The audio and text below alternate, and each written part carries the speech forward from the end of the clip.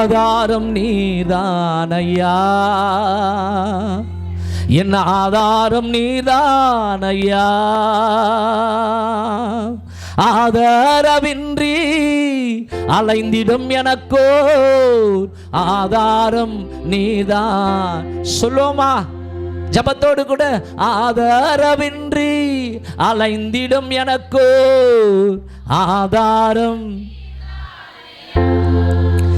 ஆதாரம் நீர்தானையா, என் ஆதாரம் நீர்தானையா. காலங்கள் மாற கவலைகள் தீர காரணம் நீர்தானையா.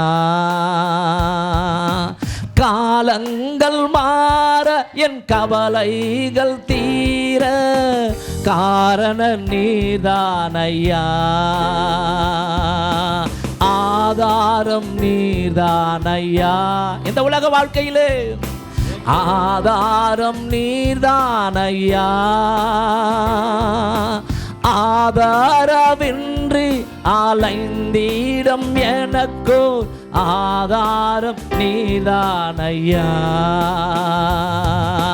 காலங்கள் மாற கலக்கங்கள் தீர காரணர் நீதானையா. உலகத்தில் என்னென்ன ஜயங்கள் கண்டே நான் இந்நாள் வரையில், உலகத்தில் என்னென்ன ஜயங்கள் கண்டே நான் இந்நாள் வரையில், ஆனாலும் ஏனோ நிம்மதியில்லை, குழப்பந்தான் நிறைகின்றது என் வாழ்க்கையிலே. ஆனாலும் ஏனோ நிம்மதியில்லை, குழப்பந்தான் நிறைகின்றது. ஆதாரம் நீதான். சொல்லலாமா? என் ஆதாரமே ஆதாரம். காலங்கள் மாற கவலைகள் தீர காரணம் நீதானையா. காலங்கள் மாற என் கவலைகள் தீர காரணம். குடும்பத்தில் குழப்பங்கள் இல்லை, பண கஷ்டம் ஒன்றுமே இல்லை. குடும்பத்தில் குழப்பங்கள் இல்லை, பண கஷ்டம் ஒன்றுமே இல்லை. ஆனாலும் ஏனோ நிம்மதியில்லை, அமைதிதான் கலைகின்றது என் ஆண்டவரே. ஆனாலும் ஏனோ நிம்மதியில்லை, அமைதிதான் கலைகின்றது. ஆதாரம் நீர்தானையா. ஏசையா என் ஆதாரம் நீர்தானையா. ஆதாரம் நீர்தானையா. சொல்லலாமா? ஆதாரம் நீர்தானையா. ஆதாரவின்றி அலைந்திடும் எனக்கோ ஆதாரம் நீர்தானையா. ஆதாரவின்றி அலைந்திடும் எனக்கோ ஆதாரம் நீர்தானையா. உந்தனின் சாட்சியாய் வாழ உள்ளத்தில் வெகு நாளாய் ஆசை. உந்தனின் சாட்சியாய் வாழ உள்ளத்தில் வெகு நாளாய் ஆசை.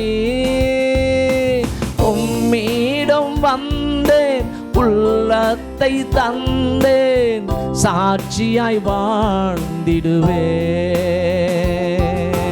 உம்மிடம் வந்தேன், உள்ளத்தை தந்தேன், சாட்சியாய் வாழ்ந்திடுவேன். ஆதாரம் என் ஆதாரம், ஆதாரமின்றி அலைந்திடம் எனக்கோ ஆதாரம் நீதானையா. ஆதாரமின்றி அலைந்திடம் எனக்கோ ஆதாரம் நீதானையா.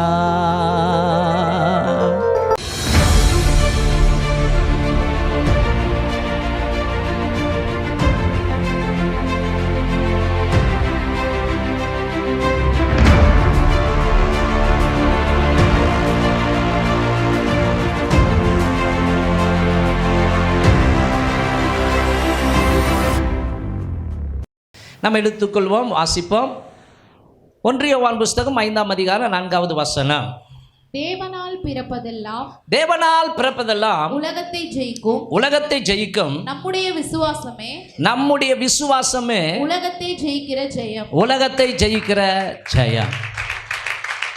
இந்த வசனத்தை மையமாக வைத்து நம்ம இந்த மாசம் முழுவதும் தியானம் பண்ணி கொண்டு வருகிறோம். விசுவாசத்தை தேவன் கனப்படுத்துகிறார் என்று கடந்த வாரங்களிலே சொன்னேன். விசுவாசம் இருந்தாதான் கவனிங்க, நாம தேவனுக்கு பிரியமாய் வாழ முடியும். நம்முடைய பட்சத்தில் விசுவாசம் அதிகமாகும் பொழுது பரலோகத்திலிருந்து நமக்கு தேவையான ஆசீர்வாதங்களும் அற்புதங்களும் நிச்சயமாய் இறங்கி வரும். கானானிய ஸ்திரீ என்று சொல்லப்படுகிற தேவனை அறியாத ஒரு பெண்மணி, அவளுக்குள் இருந்த விசுவாசம் தேவன் ஆச்சரியப்படுகிற ஒரு விசுவாசமாக இருந்தபடியினால அவள் விரும்பினதை அந்த விசுவாசம் பெற்று தந்தது. ஆகவே இந்த காலை வேளையில் வந்திருக்கிற அருமையான தேவ சனங்களே, நீங்கள் விசுவாசிக்க கூடுமானால் நிச்சயம் உங்கள் வாழ்க்கையில் நீங்கள் எதை தேவனிடத்திலிருந்து பெற்றுக்கொள்ள விசுவாசிக்கிறீர்களோ அது நடந்தே தீரும். ஆமென். சிஸ்டர் சொன்னாங்க இல்லையா, ஆஞ்சியோ காரியங்களுக்கு அவங்க சொன்ன உடனே நான் போய் முழங்கால் படிட்டு ஜாம் பண்ணேன். அப்போல்லாம் நடந்திருக்க வாய்ப்பு இல்லை. ஆண்டவரே ஒரு அர்ஜென்ட் குறிப்பாக சொல்லியிருக்கிறாங்க, அந்த மகளுக்கு அந்த ஆஞ்சியோ நடக்கும் பொழுது நீரே மருத்துவராக இருந்து அதை செய்யும்.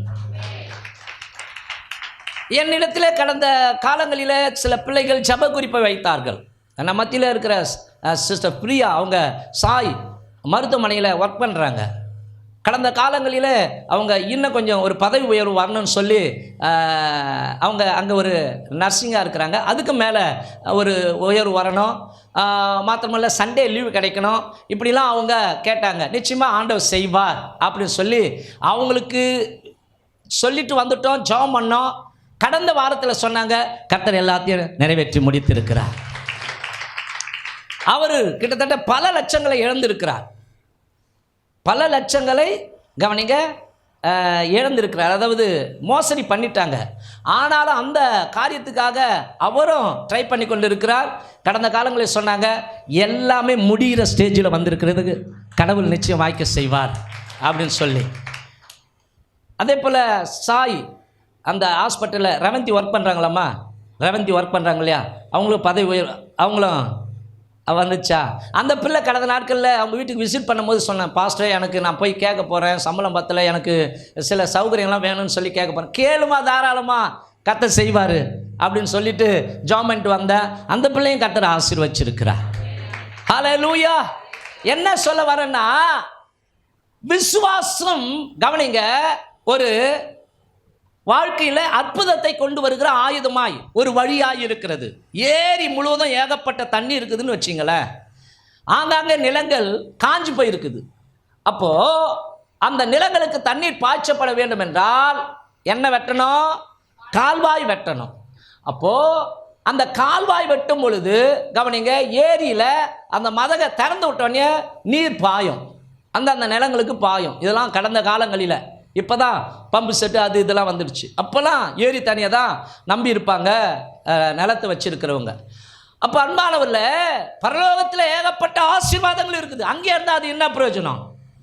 இங்கே நாம் அனுபவிக்கணும் இல்லையா? என்ன சொல்கிறீங்க? நாம் அனுபவிக்கும் பொழுது தான் நம்ம ஆராதிக்கிற தேவனை மற்றவர்கள் என்ன பண்ண முடியும்? விசுவாசிக்க முடியும். ஆகவே கவனிங்க, நமக்கும் ஆண்டவருக்கும் இடையில வாய்க்கால் என்கிற விசுவாசம் சரியா இருக்குமானால் நம்ம எதை விரும்புகிறோமோ அதை நிச்சயமாக நம்முடைய வாழ்க்கையில பெற்றுத்தர விசுவாசம் உதவி செய்ய ஆரம்பிக்கும். ஆமாம். என்ன கையை தட்டு பாருங்க, எவ்வளோ பயங்கரமாக தட்டுறீங்க கையை. நான் உண்மையாக சொல்கிறேன், பெருமைக்காக சொல்லலை. இன்றைக்கும் என் நிலைமையில் சிலர் இருந்திருப்பார்களானால் அதை தவறு என்று சொல்ல மாட்டேன். கவனிங்க, 6 மாதத்துக்கு ஒரு தடவை போய் அவங்க எக்கோ எடுப்பாங்க, ஹார்ட் எப்படி இருக்குது, இசிஜி எடுப்பாங்க, எல்லா காரியத்தையும் அப்பப்போ பார்ப்பாங்க. சில ஊழியக்காரங்க பாருங்கள், உச்சந்தலேருந்து உள்ளங்கால் வரைக்கும் என்ன பண்ணுறாங்க, முழு உடல் பரிசோதனைலாம் செய்கிறாங்க. அப்போது கவனிங்க, என்னை எத்தனை தடவை முழு உடல் பரிசோதனை செய்யும்படிக்கு கூப்பிட்டும் கேட்டும் நான் வரமாட்டேன்ட்டேன். ஏன்னா நான் விசுவாசத்தினாலே ஓடிக்கொண்டிருக்கிறேன். அல்லேலூயா. ஏன்னா விசுவாசம் தான் காப்பாற்றும். ஆமென். ஹல்லேலூயா. ஆகவே சில நேரங்களில் சில பேருடைய பார்வையில் இது நான் முட்டாள்தனமான காரியம் சொல்லுவாங்க. ஐயா பைத்தியக்காரத்தனம், என்ன அந்த ஆளுக்கு லூஸா, என்ன விசுவாசம் விசுவாசம் சொல்லி அவங்களுக்கு அது லூஸாக இருக்கும், அவங்களுக்கு அது முட்டாள்தனமாக இருக்கும், அது அவங்களுக்கு பைத்தியக்காரத்தனமாக இருக்கும்.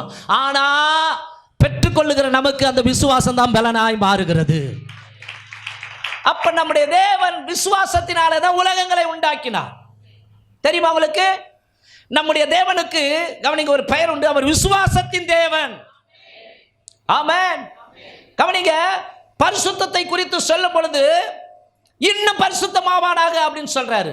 ஆனா விசுவாசத்தை குறித்து சொல்லும் பொழுது சொல்லுகிறார், கடுகளவு விசுவாசம் உனக்கு இருக்குமானால் இந்த மலையை பார்த்து பெயர்ந்து சமுத்திரத்தில் தள்ளுண்டு போ என்று சொன்னால் அப்படியே ஆகும். ஒரு முறை விடுதலை அமாவாசை ஜெபம் நடத்தி கொண்டிருக்கும் பொழுது அதை முடிச்சிட்ட உடனே அப்படி கீழே இறங்கினா ஜனங்க பிளு வந்துடுவாங்க. அப்போ அவங்க ஜெப குறிப்பெல்லாம் சொல்லுவாங்க. அதில் ஆராதனை நேரத்தில் இதோ கர்த்தர் உன்னை தொடுகிறார். நமக்கு தெரியாது ஆராதனை நேரத்தில் என்னென்ன சொன்னோம். என்னை வந்து நீங்கள் மற்ற டைமில் பாஸ்டர் இந்த ஆராதனை ஒரு பாட்டு பாடினீங்களேன்னா என்ன உண்மையாகவே ரொம்ப லேட் ஆகும் நான் சொல்கிறதுக்கு. ஏன்னா அந்தந்த டைமில் என்னென்ன சாங் வருதோ அதை நான் பாடுவேன். அப்போது ஆராதனை வேளையிலே கர்த்தர் உன்னை தொடுகிறார், கர்த்தருடைய கரை உண்மையில அமருகிறது, உனக்கு எந்த வியாதி இருந்தாலும் அந்த வியாதியை கர்த்தர் மாற்றுவார், தலையிலேயே பிரச்சனை இருந்தாலும் மாற்றுவார், இப்படிலாம் அமாவாசை ஜபத்தில் சொல்லியிருக்கிறோம். இறங்குற உடனே ஒரு அம்மா வந்தாங்க, அவங்க தலையில் மூளையில் பிரச்சனையா, மூளையில் பிரச்சனை, ஆப்ரேஷன் பண்ணால் தெரியாது, ஒன்று அவங்க வந்து கோமா ஸ்டேஜுக்கு போயிடுவாங்க அல்லது செத்து போயிடுவாங்க. இந்த பயத்தில் அவங்க வந்திருக்கிறாங்க. டாக்டர்லாம் இப்படி சொல்லியிருக்கிறாங்கன்னு சொல்லி. அன்பானவர்கள், இது உண்மை சம்பவம். அப்போது அவங்க சொன்னாங்க, நான் கடவுளை நம்புகிறேங்க, விசுவாசிக்கிறேங்க, ஆண்டவருடைய வார்த்தை இப்படிலாம் வந்துச்சுங்க, என் தலையில் அப்படியே ஏதோ அப்படியே சூடாக பற்றிக்கிற மாதிரி இறங்குச்சுங்க. அவங்க ஒரு புது சகோதரி. சரி சொல்லி ஜெபம் பண்ணி அனுப்பிச்சிட்டோம். இப்போ வந்தவங்களுடைய லிஸ்டெல்லாம் நாங்கள் எடுப்போம். எடுத்தோடனே அதில் யார் யார் புது விலாசமோ அதெல்லாம் போய் சந்திக்க போவோம். அப்போது அதில் வர மக்கள் புதிய மக்கள், இப்போ புதிய மக்களை போய் சந்திக்கணும். ஒரு 4 நாள் கழிச்சு நான் வீட்டுக்கு போகிறேங்க. அன்பானவர்களே, 4 நாள் கழிச்சு வீட்டுக்கு போகிறேன். போய் கதவை தட்டுறேன். அந்த சம்மந்தப்பட்ட ஒரு சகோதரி திறந்தாங்க. வயசு ஒரு 50 வயசு இருக்கும். கதவை திறந்தோடனே என்னை பார்த்தோன்னே பயங்கர சந்தோஷம், பயங்கரமான சந்தோஷம். அவங்க கண்ணில் அப்படியே தெரியுது, ரொம்ப சந்தோஷம். வாங்க பாஸ்டர்னு ரொம்ப சந்தோஷப்படுறாங்க. என்னடா வரவேற்பு பலமாக இருக்குது. எப்பவுமே ஒரு புதிய குடும்பத்தை சந்திக்கிறேன்னா கொஞ்சமாவது சந்தோஷம், வாங்க ஐயா, சந்தோஷம் ஐயா. ஆனால் இவங்க நிறைய வரவேற்பு கொடுக்குறாங்க, ஓடுறாங்க, தண்ணி மண்டாந்து கொடுக்குறாங்க, சேரை தொடைக்கிறாங்க, உக்காருங்க. ஒரு விசுவாசி செய்கிற மாதிரி இவங்க செய்கிறாங்களே. ஓகே உக்காந்துட்டேன். என்ன சாப்பிட்றீங்க, காப்பியா டீயா? நீங்கள் எதை கொடுத்தாலும் பரவாயில்லை. அங்கே போயிட்டு எனக்கு காப்பி பிடிக்காது, டீ தான் பிடிக்கும், இப்படிலாம் சொல்ல மாட்டோம். நாங்கள் புது வீட்டுக்கெலாம் போனால் எதனா கொடுங்கம்மா, எந்தனா தண்ணி மண்டாந்து கொடுக்குறாங்களா, எனக்கு கேன் வாட்டர் தான் கொடுக்கணும், இப்படிலாம் இல்லை. அவங்க அன்பை எதை கொடுத்தாலும் வாங்கி குடிச்சிடுவோம். ஆகவே சிஸ்டர், அம்மா நீங்கள் போடுங்க, எதை போட்டாலும் நான் குடிக்கிறேன் அப்படின்ட்டு. அங்கே நான் டீ குடிக்க மாட்டேன், காப்பி குடிக்க மாட்டேன். ஏன்னா இந்த ஆத்துமாதாயம் பண்ணும்போது தான் இதெல்லாம் கற்றுக்கணும். நம்ம அங்கே போய் எனக்கு பிடிக்காதுங்க, ஊழியத்துக்கு வந்துட்டால் பிடிக்கலனா கூட அதெல்லாம் நம்ம என்ன பண்ணலாம், கற்றுக்கணும், குடிக்க கற்றுக்கணும். அப்போ தானே இவங்க நம்மளை நேசிக்கிறாங்கன்ற எண்ணம் அவங்களுக்கு வரும். நம்ம கொடுத்தா எதையுமே குடிக்க மாட்டாங்க பொழுது அப்படின்னு அவங்க நினச்சிக்குவாங்க. போடுங்கம்மா குடிக்கிறேன்னு அவங்க போட்டு எத்தாந்து கொடுத்தாங்க. காப்பி குடிச்சிக்கும் போது ஐயா ஒரு அற்புதம், என்னம்மா சொல்லுமா, நான் அற்புதம் சொன்னாங்கல்ல என்னம்மா அப்படின்னு கேட்டேன். இது மாதிரி நான் அன்றைக்கி ஜபத்துக்கு வந்தேன்ல, ஆமாம் படுத்துட்டேன். சரி, மணி ஒரு 12 இருக்குங்கய்யா. சரி, கதவை தட்டினாங்கய்யா. சரி, கதவை திறந்தா ஒரு 2 பேர் இருந்தாங்க. சரி, ஒருத்தர் கையில் இவ்வளோ பெரிய இரும்பு ராடு. சரிம்மா, இப்போ கனவு எப்படி போகுது பாருங்க. ஓங்கி ஒரே அடி அடித்தாங்க தலையில். அவ்வளோதானா, ஐயோன்னு விழுந்துட்டேன். அம்மா இது என்னமோ நேச்சராக நடந்த மாதிரி சொல்கிறாங்க, இது கனவு. அப்புறம் கண் வீச்சு எழுந்து பார்த்தேன், அலறி எழுந்து பார்த்தேங்க, கனவு. இப்போ என்னம்மா சொல்ல வரீங்க? தலையில் அடித்தாங்க இல்லையா, நான் பயந்தே போயிட்டேன். தலையில் சின்ன அசைவு கூட வரக்கூடாது, அப்படி வச்சுருக்கணும், மாத்திரைலாம் ஸ்டாப் பண்ணோம். சரி, ஆனால் என் தலையிலேருந்து எதுவோ விலகி போன மாதிரி இருந்தது. அன்றைய நாள் ஃபுல்லாக எந்த வழியும் இல்லை. மறுநாள் எங்கள் சொந்தக்காரு பையனை கூட்டிங்க நாங்கள் சென்னைக்கு நாங்கள் வழக்கமாக பார்க்குற ஹாஸ்பிட்டலுக்கு போனோம். மறுபடியும் அந்த நாளில் நாங்கள் போய் ஸ்கேனெல்லாம் பண்ணி பார்த்தோம். அந்த டாக்டர்லாம் மிரண்டு போயிட்டாங்க, எங்கே இருந்த கட்டியை காணோம். உண்மை சம்பவங்க, எங்களுடைய ஊழியத்தில் நடந்த ஒரு சம்பவம். ஆமென். இப்போ அந்த கட்டியே இல்லை. கர்த்தர் என்னை சுகமாக்கினார். ஏசப்பா என்னை சுகமாக்கிட்டாரு. கவனிங்க, சாதாரண கவனிங்க, அன்னைக்கு தான் ஃபர்ஸ்ட் டைம் வந்த ஒரு சகோதரி. ஆமென். யாரா இருந்தாலும், அவன் கருப்போ சிகப்போ, படிச்சவனோ படிக்காதவனோ, உள்நாடோ வெளிநாடோ, கர்த்தருக்கு தேவை விசுவாசம். விசுவாசிக்கிறவனுக்கு எல்லாம் கூடும். ஆமென். ஆகவேதான் கவனிங்க, இந்த யோவான் நான் கடந்த வாரமே சொன்னேன், சொல்லும் போது ஒரு கெத்தா சொல்றாரு, டெப்தா சொல்றாரு, தேவனால் பிறப்பதெல்லாம் உலகத்தை ஜெயிக்கும் உன் விசுவாசமே, நம்முடைய விசுவாசமே இந்த உலகத்தை ஜெயிக்கிற ஜெயம். ஆமென். ஹல்லேலூயா. அப்போ கவனிங்க, மருத்துவரால குணப்படுத்த முடியாதா? குணப்படுத்த முடியும். எல்லாத்தையும் மருத்துவரால் குணப்படுத்த முடியாது. மருத்துவரே கடைசியில் கடவுளை வேண்டிக்கன்னு தான் சொல்லுவாங்களே இல்லையா? எங்களால் முடிஞ்ச ட்ரீட்மெண்ட்டெல்லாம் நாங்கள் பண்ணிட்டோமா, இனி கடவுள் விட்ட கதி, நீங்கள் உங்கள் கடவுளை வேண்டிங்க சொல்லுவாங்களே இல்லையா? அப்போது கவனிங்க, நம்முடைய இறைவன் அவரை நோக்கி வேண்டும் பொழுது அந்த வேண்டுதலுக்கு பலன் கொடுக்கிற தெய்வமாக இருக்கிறார். அதை எப்படி வேண்டனா விசுவாசத்தோடு கூட வேண்ட வேண்டும். ஆமென். அப்போது கவனிங்க, கடந்த வாரங்களிலிருந்து உங்களுக்கு கற்றுக் கொடுத்த ஒரு காரியம் என்னன்னா, தேவனால் பிறப்பதெல்லாம் உலகத்தை ஜெயிக்கும், நம்முடைய விசுவாசமே உலகத்தை ஜெயிக்கிற ஜெயம். இந்த உலகத்திலே ஒரு தம்பதிக்கு பிறக்கிற குழந்தை மாம்சத்தின்படி பிறக்கிற குழந்தையா இருக்கிறது. அந்த குழந்தை வளர்ந்து நன்மை தீமை அறியக்கூடிய அந்த வயசு வந்த பிற்பாடு பாவ மன்னிப்பு நிச்சயத்திற்கென்று கர்த்தராகிய இயேசு கிறிஸ்து அந்த பிள்ளை விசுவாசிக்கும் பொழுது அது மறுபடியும் பிறந்த ஒரு தேவனுடைய பிள்ளையாய் அல்லது ஆவிக்குரிய ஒரு பிள்ளையாய் மாறுகிறது. கடந்த வாரத்தில் சொன்ன தேவனால் பிறப்பதெல்லாம் உலகத்தை ஜெயிக்கும். ரெண்டாவது, நம்முடைய விசுவாசமே உலகத்தை ஜெயிக்கிற ஜெயம். நான் உங்களுக்கு என்ன சொன்னேன்னா, இந்த காரியம் யாரால செய்ய முடியும்னா தேவனால பிறந்தவங்க மாத்திரம்தான் செய்ய முடியும். அப்ப தேவனால பிறந்தவங்கன்னா யாரு? பைபிள் சொல்கிறது, ஒருவன் ஜலத்தினாலும் ஆவியினாலும் மறுபடியும் பிறவாவிட்டால். நிக்கதோமு கேட்கிறான் இல்லையா, அப்பன்னா ஆண்டவரே என் தாயின் வயிற்றில் 2வது முறை நான் பிறந்து வரணுமா அப்படின்னும் போது நிக்கோதமே அப்படி அல்ல, ஒருவன் ஜலத்தினாலும் ஆவியினாலும் மறுபடியும் பிறவாவிட்டால் அவன் தேவனுடைய பிள்ளையாய் மாற முடியாது, அவன் தேவனுடைய ராஜ்யத்தில் பிரவேசிக்க முடியாது. அப்பன்னா அன்பானவர்ல கவனிங்க, ஒரு முறை தான் இறக்குறோம், பிறக்கிறது 2 முறை. என்ன பாச குழப்புறீங்க? ஆமாங்க, மனுஷன் ஒரே தரம் மரிப்பதும் பிற்பாடு நியாயத்திற்காக காத்திருப்பதும் மனுஷனுக்கு கொடுக்கப்பட்டிருக்கிற நியதி. ஆனால் இந்த பூமியில் ஒரு மனுஷன் பிறக்கிறான், ரைட்டு, ஆனால் அவன் அப்படியே வளர்ந்து ஆளாகி கவனிங்க, ஆண்டவராய் இயேசு கிறிஸ்துவை உள்ளத்தில் ஏற்றுக்கொள்ளும் போது அவன் தேவனுடைய குடும்பத்தில் குழந்தையாய் பிறக்கிறான்.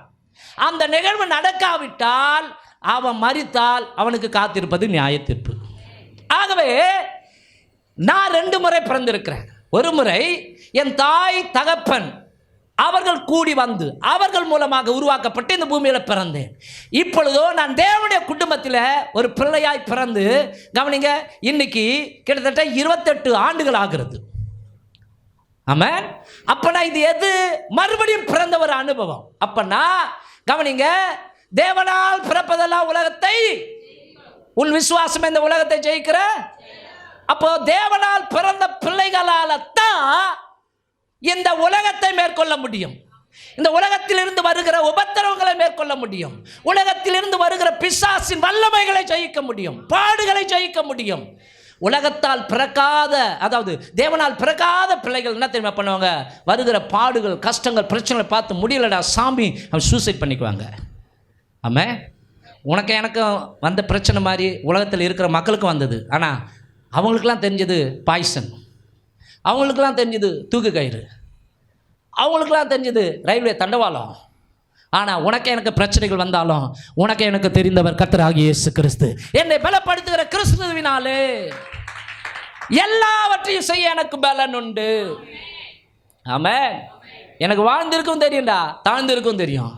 எந்த சூழ்நிலையில் நான் மனரம்யமாக இருக்க கற்றுக்கொண்டே என்னை ஒருத்தர் பலப்படுத்தி கொண்டு இருக்கிறார். நீ பயப்படாத. பிரச்சனைகள் ஏராளமாய் வருகிறதா, அவ்வளோதான் வாழ்க்கை முடிஞ்சதுன்னு பிசாசு சொல்றேனா, பின்னாடி இருந்து ஒருத்தர் நம்பாத. உலகத்தில் இருக்கிற அவனை பார்க்கலாம், உனக்குள் இருக்கிற நான் பெரியவர் சொல்லிக்கின்னு இருக்கிறாரா இல்லையா? ஆமென். யாருக்குள்ளங்க சொல்லிக்கின்னு இருப்பாரு? மறுபடியும் பிறந்தவனுக்குள்ள தான் அவர் சொல்லி கொண்டிருப்பார். மறுபடியும் பிறந்த ஒரு அனுபவமுடைய மனுஷனுக்குள்ள தான் அவர் சொல்லி கொண்டிருப்பார். அப்போ அன்பானவர்களே, மறுபடியும் பிறந்த பிள்ளைகள் தான் இந்த உலகத்தில் இருந்து வருகிற எல்லா கஷ்ட நஷ்டங்களையும் மேற்கொள்ள முடியும். விசுவாசிக்கிறவங்க ஆமென் சொல்லுங்களேன். மறுபடியும் பிறந்த ஒரு அனுபவம் உடையவராக பேதுரும் யோவானும் 9ஆம் மணி நேரத்தில் ஆலயத்திற்கு ஜெபம் பண்ண போய் கொண்டிருக்கிறார்கள். அப்படி ஜெபம் பண்ண போய் கொண்டிருக்கும் பொழுது அதுக்கு முன்னாடி நிறைய பேர் போகிறாங்க, பர்ஸை திறக்கிறாங்க, வழி நடுக்க பிச்சை எடுக்கிறாங்க, பணத்தை போட்டு போய்க்கினே இருக்கிறாங்க. இப்போ பேதுரும் யோவானும் போகிறாங்க. அங்கே ஒரு பிச்சைக்காரன் பிச்சை எடுக்க தட்டை என்ன பண்ணுறான்? இப்படி ஆட்டின்னு இருக்கிறான். அவனை பைபிள் எப்படி சொல்லுகிறது என்றால், அவன் பிறந்ததிலிருந்து தாயின் வயிற்றில் பிறக்கும் போதே சப்பானி, தாயின் வயிற்றில் பிறக்கும் போதே சப்பானி. இந்த சாப்டர் அப்போஸ்தலர் புஸ்தகம் 3ஆம் அதிகாரத்தில் இருக்குது, வீட்டில் போய் படிச்சு பார்த்துங்க. அப்போ கவனிங்க, பிறந்ததிலிருந்து அவன் சப்பானி. இப்போ பேதுரு ஜெபிக்கிறவர், அந்நிய பாஷை பேசிக்கினே போறார், ஃபயரா போய்க்கினே இருக்கிறார். ஒரு காலத்தில் மறுதளிச்சவர், ஆனா இப்போ பரிசுத்த ஆவியினால் நிரப்பப்பட்ட ஒரு மனுஷனாக, ஜெபிக்கிற ஒரு மனுஷனமாக. டைம் கவனிங்க, அங்க பைபிளில் சொல்லப்பட்டிருக்கிற 9ஆம் மணி நேரம், அப்படித்தானே போடப்பட்டிருக்கிறது. அப்போ அந்த ஜெப நேரம் வந்துடுச்சு. அப்படி போகும்பொழுது கவனிங்க, எல்லாரும் பிச்சை போட்டு போறாங்க. உலகத்தான் பிச்சை எடுக்கிற மனுஷனுக்கு பிச்சை தான் போட முடியும், ஆனா மறுபடியும் பிறந்த மனிதனுக்கு பிச்சைக்காரனுக்கு புதிய லைஃபையே உருவாக்கி கொடுக்க முடியும். ஆமென். அப்போ முன்னாடி போறவங்களாம் உலக பிரகாரமான பிச்சையை பணங்களை கொடுத்து போட்டு கடந்து போயிருக்கிறார்கள். இப்போ பேதுரு போறாரு, அவன் பிச்சை எடுக்க ஏதாவது தட்டையை அப்படி ஏந்துறான், ஏதாவது போடுவார் வெயிட்டா அப்படின்ட்டு அப்படி விட்டு பார்க்குறாரு பேதுரு. இப்போ சொல்றாரு, வெள்ளியும் பொன்னும் என்னிடத்தில் இல்லை, என்னிடத்தில் உள்ளதை உனக்கு கொடுக்கிறேன், நசரேயனாகிய இயேசுவின் நாமத்தில் எழுந்து நட. அவர் சொன்ன உடனே கவனிங்க, ஒரு சுகமாக்கும் வல்லமை பெறப்பட்டு போய் அவருடைய எலும்புகள், அவருடைய முழங்கால்களுக்குள்ள ஒரு பலனை கொடுத்து அவன் கால் ஒன்று எழுந்து நிற்கும்படிக்கு, குதிக்கும்படிக்கு, ஆமா அது சுகமாக்கி ஆலயத்துக்குள்ள போக செய்தது. எல்லாம் பார்த்தவங்களாம் மறந்து போயிட்டானுங்க, ஆசாரியெல்லாம் மறந்து போயிட்டானுங்க. ஆசாரியெல்லாம் நியாயப்பிரமாணத்தை கை கொள்றவங்க. இந்த பேதுரு யோவானும் மறுபடியும் பிறந்த அனுபவம் உடையவர்கள். இவர்கள் இயேசுவை பின்பற்றுகிறவர்கள். பைபிளில் படிக்கிறோம், யோவான் 1:12, அவருடைய நாமத்தின் மேல் விசுவாசம் உள்ளவர்களாய் அவரை ஏற்றுக்கொண்டவர்கள் எத்தனை பேர்களோ அத்தனை பேர்களும் தேவனுடைய பிள்ளைகளாகும்படிக்கு அதிகாரம் கொடுக்கிறேன். அப்போ மறுபடியும் பிறக்கணும்னா ஒரு மனுஷனுக்கு இயேசு தேவை. எத்தனை பேர் கர்த்தராகிய இயேசு கிறிஸ்துவை உள்ளத்தில் ஆண்டவராக இரட்சகராக ஏற்றுக்கொள்கிறார்களோ அவர்கள் எல்லாம் மறுபடியும் பிறக்கிற ஒரு அனுபவம் உடையவர்கள். மாத்திரமல்ல அன்பானவர்களே, யோசுவா என்கிற ஒரு மனுஷன் இருக்கிறார். அவர் தலைமையில் ஜனங்கள் எமோரியர் என்கிற ஒரு மக்களோடு கூட யுத்தம் பண்ணி கொண்டிருக்கிறார்கள். அந்த யுத்தம் நீண்டு கொண்டே போகிறது. இப்போ அந்த யுத்தத்தில் ஜெயிக்கிற ஒரு நிகழ்வு நடக்க போகிறது. ஆனா பொழுது போயிட போகுது, அதாவது இரவு வந்துட போகுதுன்னு சொல்லி யோசுவா உள்ளத்துக்குள்ள நினைக்கிறபடினாலே பகல் நேரம் அப்படியே இருக்கணும். என்ன தெரியுமா பண்றாரு? இயற்கை உலகத்துக்கே கட்டளை கொடுக்கிறார். எத்தனை பேருக்கு புரியுதுங்க? அன்பான தேவனுடைய பிள்ளைகளே, மறுபடியும் பிறந்த அனுபவம் உடைய நீங்கள் கர்த்தருடைய வார்த்தையை விசுவாசிக்கும் போது, அந்த கர்த்தருடைய வார்த்தையை அதிகாரத்தோடு கூட சொல்லும் பொழுது, அந்த அதிகாரம் உள்ள வார்த்தை இயற்கை உலகத்தையும் கட்டுப்படுத்த முடியும். ஆமென். இயற்கை உலகத்தில் நீங்கள் நானும் வாழ்ந்தாலும் இந்த வசனம் ஆவியும் கவனிங்க ஜீவனுமாய் இருக்கிறது. இந்த வசனத்தை விசுவாசத்தோடு கூட சொல்லும் பொழுது பைபிள் சொல்லுகிறது, கர்த்தர் சொல்ல ஆகும், அந்த கர்த்தர் எனக்குள் இருக்கிறபடினாலே நான் சொல்ல ஆகும், நான் கட்டளையிட நிற்கும். எத்தனை பேர் நம்புறீங்க?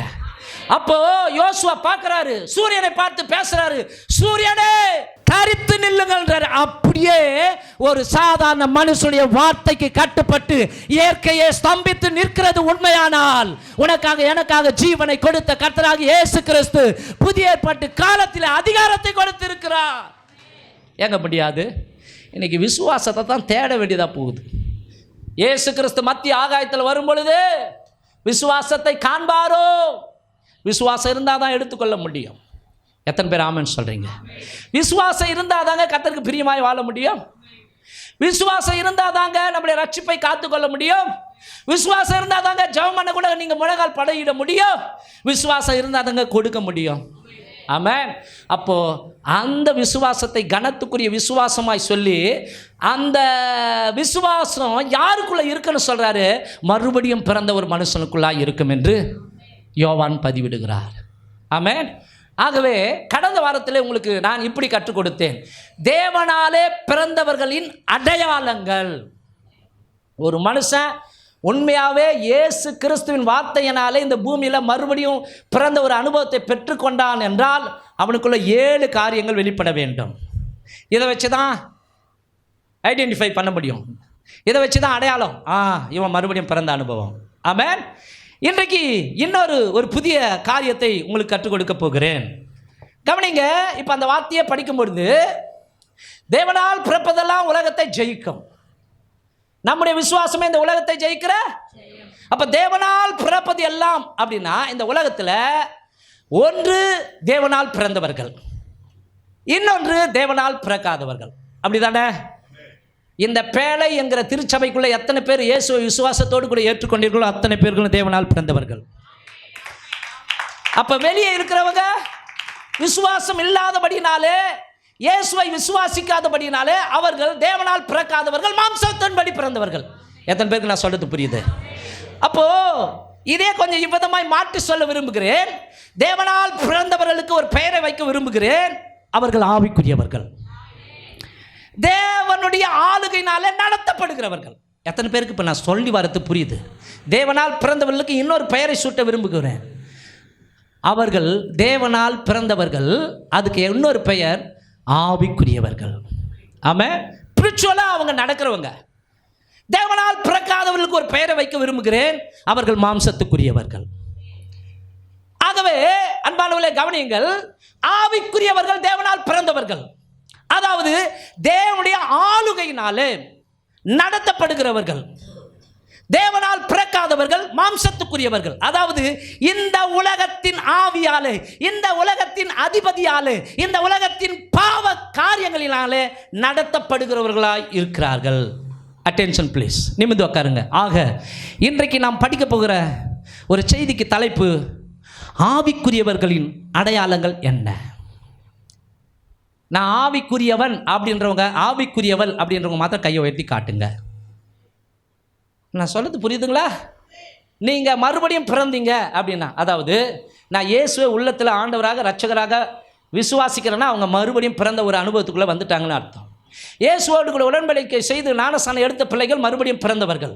அவர்கள் தேவனால பிறந்தவர்கள். தேவனால பிறந்தவர்களுக்கு ஒரு பெயரை கொடுக்க வேண்டும் என்றால் அவர்கள் ஆவிக்குரியவர்கள். ஆமென். தேவனால பிறக்காத அனுபவம் உடையவர்கள், பாவத்தில் வாழுகிறவர்கள், மாம்சத்தின்படி செயல்படுகிறவர்கள், அவர்களுக்கு ஒரு பெயரை கொடுக்க வேண்டும் என்றால் அவர்கள் மாம்சத்துக்குரியவர்கள். ஆமென். ஆகவே இந்த செய்தி ஆவிக்குரியவர்களின் அடையாளங்கள் என்ன? வாசிப்போம். சில வசனங்களை இங்கே நானே உங்களுக்கு சுட்டி காட்டுகிறேன், நான் படிக்கிறேன். ரோமர் புஸ்தகத்தை எடுத்துக்கொள்ளுங்கள், 8ஆம் அதிகாரம் அதில் நான் வாசிக்கிறேன். 1வது வசனத்தை வாசிக்கப் போகிறேன், 5வது வசனத்தை வாசிக்கப் போகிறேன், 6வது வசனத்தை வாசிக்கப் போகிறேன், 13வது வசனத்தை வாசிக்கப் போகிறேன், 14வது வசனத்தை வாசிக்கப் போகிறேன். இந்த வசனங்களிலே பவுல் இவ்விதமாக எழுதுகிறார். ஆனபடியால் கிறிஸ்து இயேசுக்குட்பட்டவர்களாக இருந்து மாம்சத்தின்படி நடவாமல் ஆவியின்படியே நடக்கிறவர்களுக்கு ஆக்கினை தீர்ப்பில்லை. கவனிக்கணும், ஆவியின்படி நடக்கிறவர்களுக்கு ஆக்கினை தீர்ப்பு இல்லை. அன்றியும் மாம்சத்தின்படி நடக்கிறவர்கள் மாம்சத்துக்குரியவர்களை சிந்திக்கிறார்கள், ஆவியின்படி நடக்கிறவர்கள் ஆவிக்குரியவைகளை சிந்திக்கிறார்கள். மாம்ச சிந்தை மரணம், ஆவியின் சிந்தையோ ஜீவனும் சமாதானமுமாம். மாம்சத்தின்படி பிழைத்தால் சாவீர்கள், ஆவியினாலே சரீரத்தின் செய்கைகளை அடித்தால் பிழைப்பீர்கள். மேலும் எவர்கள் தேவனுடைய ஆவியினாலே நடத்தப்படுகிறார்களோ அவர்கள் தேவனுடைய புத்திரராய் இருக்கிறார்கள். எவர்கள் தேவனுடைய ஆவியினாலே நடத்தப்படுகிறார்களோ, அப்படி கேள்வி போட்டு நிறுத்துறேன். எவர்கள் தேவனுடைய பரிசுத்த ஆவியினாலே நடத்தப்படுகிறார்களோ, கவனிக்கணும், அவர்கள் தேவனுடைய புத்திரராய் இருக்கிறார்கள். இப்ப தேவனுடைய ஆவியினாலே நான் நடத்தப்படுகிறேன்னு விசுவாசிக்கிறவங்க மாத்திரம் கையை உயர்த்தி அல்லேலூயா சொல்லுங்க பார்க்கலாம். அன்பானவர்களே கவனிங்க, ஒன்று நீங்க தேவ ஆவியினால நடத்தப்பட வேண்டும், இல்லைன்னா பிசாசின் ஆவியினால நடத்தப்பட வேண்டும். இந்த 2 காரியம் தான் இந்த பூமியில் நடக்குது. ஓகேவா? ஒன்று தேவ ஆவி, இன்னொன்று அசுத்தாவி. கவனிங்க, சாத்தான் தலைவன் லூசிபர், அதிகாலையின் மகனாகி விடிவெள்ளியன்னு பைபிள் வருகிறது. அதுக்கு ஆங்கில பைபிளில் லூசிபர் அப்படின்னு சொல்லப்பட்டிருக்கிறது. கவனிங்க, அந்த லூசிபர் அவனுக்கு சாத்தான். ஆனால் அவனோடு கூட 1/3 பங்கு விழுந்து போன தேவ தூதர்களுக்கு கொடுக்கப்படுகிற பெயர்கள் பிசாசுகள், பேய்கள், அசுத்தாவிகள். புரியுதுங்களா? கவனிங்க, நம்முடைய தேவன் சர்வவியாபி, எங்கு நிறைந்தவர். சாத்தான் அப்படிப்பட்டவன் அல்ல, அவன் சுற்றி திரிகிறவன். ஒரே இடத்துல தான் இருக்க முடியும், சுற்றி திரிகிறவன். யோபு பார்த்து யோபுடைய பிரச்சனையை குறித்து ஆண்டவர்கிட்ட பேசும்போது, சாத்தானே நீ எங்கே இருந்து வருகிறாய் கேட்குறாரா இல்லையா? நான் பூமி எங்கே உலாவி சுற்றி வருகிறேன். அப்போ அவன் எல்லா இடத்துல நிறைந்தவன் அல்ல, ஆனால் அவனுடைய உத்தரவை பெற்று ஆங்காங்கே பயங்கரமாய் கிரியை செய்கிற அசுத்தாவிகள், பேய்கள், பிசாசுகள் இருக்கிறது. எத்தனை பேர் பேயை நம்புறீங்க? நீங்கள் நம்பலனாலும் அது உண்மை. கடந்த காலங்களில் ஒரு நியூஸ் வந்தது. கேரளாவில் காரில் போகும்போது ஆட்டோமேட்டிக்காக கேமரா இருக்கும். இப்போ கவனிங்க, அந்த bridge Chengalpattu Saint Mary's school இருக்கீங்களா, சென்னைக்கு போகிற அந்த மேம்பாலம் இருக்குது, அது மேலே இறங்கும் பொழுது அந்த நம்பர் பிளேட்டில் கவனிங்க, ஹெல்மெட் இல்லைன்னா ஆட்டோமேட்டிக்காக என்ன ஆகுனா கேமராவில் பதிவாகும், அவங்க போட்டுருவாங்க, என்னத்த ஃபைனை போட்டுருவாங்க. அது மாதிரி பெல்ட் போடணும். கார் ஓட்டுறவங்கள என்ன பண்ணணும்? சீட் பெல்ட் போடணும். பக்கத்தில் அவங்க மனைவி. கவனிங்க, இவங்க சீட் பெல்ட் போடாததுனால இவங்க போயிட்டாங்க. ஆனால் இவங்களுக்கு கிட்டத்தட்ட 2 வாரம் கழிச்சு வீட்டுக்கு கவனிங்க ஃபைன் கட்டுறதுக்கு அவங்களுக்கு ஃபோட்டோவோடு கூட ஒரு காரியம் வருது. ஃபோட்டோ அனுப்பி ஒரு பார்சல் வருது, அதாவது ஒரு கவர் வருது. அவங்களுக்கு ஃபைன் போட்டாச்சு. முதல்ல அவர் எடுத்து பேப்பரை பிரிக்கிறார். பிரிச்சா இது மாதிரி பெல்ட் போடாமல் நீங்கள் கார் ஓட்டின்னு வந்தீங்க, ஆகவே உங்களுக்கு இவ்வளோ ரூபாய் அபராதம் விதிக்கப்பட்டிருக்கிறது. சரி, அதுக்கு ஆதாரமாக பெல்ட் போடாமல் இவங்க இருந்தாங்க இல்லையா, அந்த ஃபோட்டோ வர அந்த சிசிடிவி கேமரா எடுத்துருக்குது இல்லையா, அந்த ஃபுட்டேஜ் அதுலேருந்து எடுத்து அனுப்பியிருக்கிறாங்க லெட்டர், அந்த புகைப்படத்தை எடுத்து பார்த்தவர்கள் அதிர்ந்து போனார்களாம். ஏன்னா அபராத தொகைக்காகல, கணவன் மனைவி 2 பேர் தான் வந்தாங்க, 3வது ஒரு நபர் காருக்குள்ளே உட்காந்துருக்கிறாராம். பொய் இல்லைங்க, உண்மை சம்பவம் யூடியூப்பில் இருக்குது.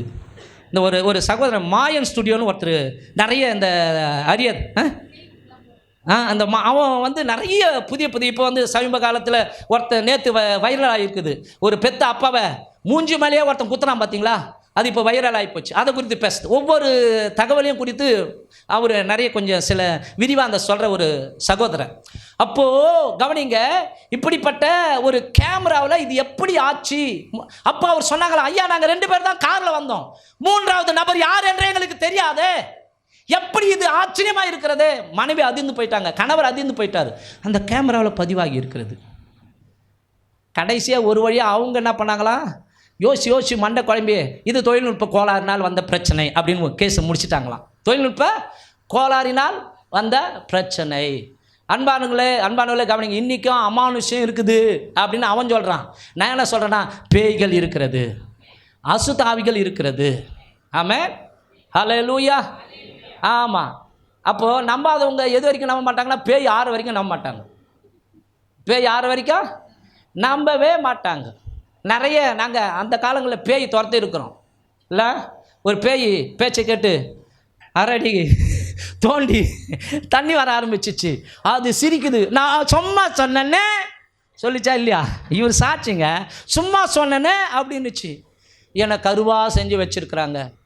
கவனிங்க, அந்த ஆவியை துரத்தும் பொழுது கவனிங்க, ஒரு பிரதர் அதுக்காக ஜெபம் பண்ணும்போது அவருடைய ஹார்ட்டை பிடிச்சிக்கினாரா இல்லையாங்க? அவர் பேர் என்ன? வேதாசலம். இதெல்லாம் உண்மைமா? அப்படியே ஐயோ, அவருக்கு ஹார்ட்டை அப்படியே பிடிக்க ஆரம்பிச்சிச்சு. பேருக்காக ஜெபம் பண்ணார், பிடிச்சிச்சு. ஏன்னா ரகசியமாக அவர் குடிக்கிற ஒரு மனுஷனாக இருந்தார். அப்புறம் கையை எடுக்கணுன்னே கையை எடுக்குது. ஆண்டவரே சோத்திரன்றாரு. எங்கள் கண்ணு முன்னாடி நடந்த உண்மை சம்பவம். நீங்கள் வேணால் நம்பாமல் இருக்கலாம், நான் நம்புகிறோம். நாங்களாம் இதெல்லாம் கடந்து வந்திருக்கிறோம். ஆமென். அப்போது கவனிங்க, நீங்கள் பரிசுத்த ஆவியினால் நடத்தப்படுகிற பிள்ளைகளாக இருப்பீர்களானால் கவனிங்க, உங்களுக்கு ஜீவனும் சமாதானமும் கிடைக்கும். நீங்கள் பேய்களால் அல்லது அசுத்த ஆவிகளால் அல்லது கவனிங்க விழுந்து போன ஆவிகள் என்று சொல்லப்படுகிற உலகத்தின் ஆவிகளால் நடத்தப்படுகிற மக்களாக இருப்பீர்களானால் பைபிள் சொல்கிறது அதனுடைய முடிவு மரணமா. ஆகவே இன்றைய செய்தியின் தலைப்பு, உண்மையாகவே நீங்களும் நானும் அந்த பரிசுத்த ஆவியினால் நடத்தப்படுகிறோம் என்றால் நமக்கு கொடுக்கப்படுகிறது வேதம் ஒரு பெயரை, ஆவிக்குரியவர்கள். ஆமென். அப்போ அந்த ஆவிக்குரியவர்களுடைய அடையாளங்கள் என்ன? கவனிங்க, இந்த காலகட்டங்களில் அநேகர் தங்களை ஆவிக்குரியவர்கள் என்று காட்டுவதற்கு உடை விஷயத்தில் அக்கறை காட்டுறாங்க. உடை விஷயத்தில் உதாரணமாக, நான் ஒரு பெரிய பரிசுத்தவான்றதுக்கு நான் ஜிப்பா போட்டுக்குவேன். ஒயிட் அண்ட் ஒயிட் போட்டேன்னா அவ்வளோதான். அது ஒரு ஆள் பாதி ஆடை பாதி. ஆடையாலையும் ஏமாற்ற முடியும். ஒயிட் அண்ட் ஒயிட் ஜிப்பா போட்டு நல்லா ஒரு தாடியை வளர்த்துட்டு அப்படியே சோத்திரம்னா நான் 3 அடிக்கு மேலே பறக்கிற ஒரு ஆள். ஓகேவா? அதை பார்த்தா நீங்கள் ஏமாந்துடலாம்.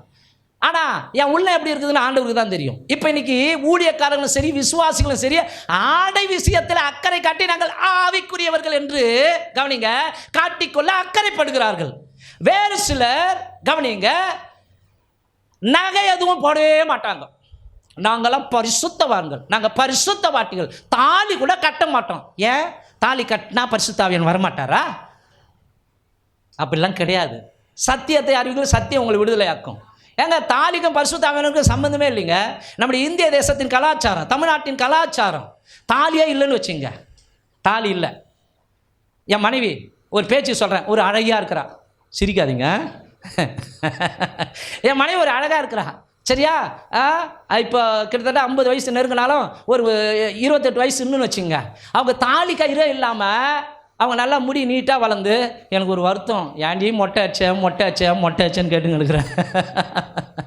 இந்த மாதிரி கல்யாண நாள், அதுவும் 25வது கல்யாண நாள் மொட்டை வச்சுக்கின்னு இருக்கிறியே ஒரு மாதிரி. அப்போது கவனிங்க, ஒரு கற்பனைக்கு அவங்க அழகாக அப்படி வெளியே போனால் ஒருத்தன் விசில் அடிப்பானா அடிக்க மாட்டானா? 4 பேர் இருக்கும்போது கொஞ்சம் யோசனை பண்ணி பாருங்களேன். அவங்களே டேக்ஸ் எடுத்துக்கிறாங்க, கைப்பிரதி கொடுக்கறதுக்கு போகிறாங்க. ஏசு உங்களை நேசிக்கிறார். அவன் வாங்கும்போது குடுமா இழிச்சிங்க வாங்குறான்னு வச்சுங்க, இச்சிக்கிறான் இல்லையா? இதே கைத்தில் ஒரு தாலி இருந்தால் பணடையப்பா, இந்துவும் பயப்படுவானுங்க, இது இன்னொருத்தன் பொண்டாட்டி. எத்தனை பேருக்கு நான் சொல்கிறது புரியுது? ஆகவே கொள்கையெல்லாம் கவனிங்க, சர்ச்சு நடத்துகிற ஊழியக்காரங்க போட்டது, பைபிள் போடலை. பாரம்பரியெல்லாம் ஆண்டவர் உண்டாக்குறது கிடையாது. வேதம் அப்படிலாம் சொல்ல. நீ எதோனாலும் போட்டுக்கோ, ஆனால் மிகைப்படுத்தக்கூடாது. ஆமாம், ஒரு சாலி தரடா போட்டுக்கோ, அதுக்காக 2-3லாம் போட்டுக்காத. ஓகேவா? ஒரு கம்மலாக குத்திக்கோ, ஆனால் இங்கே ஒரு கம்மல் குத்திக்கிறேன், இங்கே ஒரு கம்மல் குத்திக்கிறேன்னா அது மிகையாகுது. ஓகேவா? நீங்கள் அழகாக இருங்க, அதை கர்த்தர் ரசிக்கிறார். ஹல்லேலூயா. வெள்ளிய பொண்ணும் கர்த்தருடையது. நீங்கள் போடாமல் ரசிக்கப்படாதவங்களா போடணும். ஆனால் நீங்கள் என்ன பண்ணுறீங்க? எல்லாத்தையும் ஒதுக்கி தள்ளிட்டு நான் அப்படியே இருக்கிறேன். அது சில பேருடைய பிரதிஷ்டை. சில பேர் பிரதிஷ்டை. ஒரு பொண்ணு வீட்டுக்காரன் சந்தேகப்படுறான்ட்டு எல்லாத்தையும் அவுத்துச்சு, எல்லாத்தையும் கைட்டிச்சு. ஏம்மா என்னம்மா பாஸ்டர் இது மாதிரி எல்லாத்தையும் கைட்டிட்டேன். ஒரு சரிம்மா வாங்க வேண்டிய ஒரு ஆண்ட பர்மிஷன் வாங்கிட்டேன். யார்? உங்கள் வீட்டுக்கார். ஐயோ நான் எல்லாத்தையும் கட்டினா அவருக்கு ரொம்ப சந்தோஷம். எல்லாத்தையும் கட்டினா ஏன்னா அது அழகாக இருக்கும், அவருக்கு சந்தேகம். ஆகவே நான் எல்லாத்தையும் கட்டிட்டு அவருக்கு ரொம்ப சந்தோஷம் பாஸ்டர். அப்புறம் அவர் ரட்சிக்கப்பட்டு இன்றைக்கி ஊழியம் செய்கிறார், அது வேறு விஷயம். என்ன சொல்ல வரேன்னா, உங்கள் வீட்டில் எல்லாருடைய அனுமதியோடு கூட கர்த்தர் உன்னோடு கூட பேசி இருப்பாரானால் மாங்கல்யத்தை எடு. அதை விட்டுட்டு கடவுள் சொல்லிட்டாருன்னு உணர்ச்சி வசப்பட்டு எடுக்குது, 6 மாதம் ஆனவனி போட்டுக்குது. இப்படி எத்தனை பேர் பார்க்குறோம். சிபிஎம்மில் பார்ப்போம். நானும் அங்கே சிபிஎம்மில் ஒரு சகோதரி கூடுவாங்க ஜாம் பண்ண, அங்கே வீட்டில் போனால் நகை நட்டோடு கூட போட்டுக்கின்னு இருப்பாங்க. சர்ச்சுக்கு போகும்போது பார்த்தா நீங்கள் அவ்வளோதான், வெள்ளை உடை, அதில் கழுத்தில் எதுவுமே இராது. ஏன் சார் இப்படி? இல்லை எங்கள் பாஸ்டருக்கு அது பிடிக்காது. அப்போ நீ பாஸ்டருக்கு பயந்து வாரியா, கடவுளுக்கு பயந்து வாரியா? யோசிச்சு பாருங்களேன். ஆண்டவர் இந்த விஷயத்தெல்லாம் கவனிங்க, பயங்கர ஹார்டாக நடக்கலை. உன் உள்ளத்தை தூய்மையாக வச்சுக்க. ஆமென். அப்போ நகை நட்டு போடலைன்னா கவனிங்க, அவங்க ஆவிக்குரியவர்கள். அப்படி கிடையாது.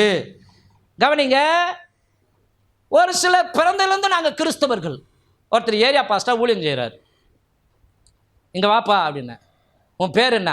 பேரை சொன்னார்.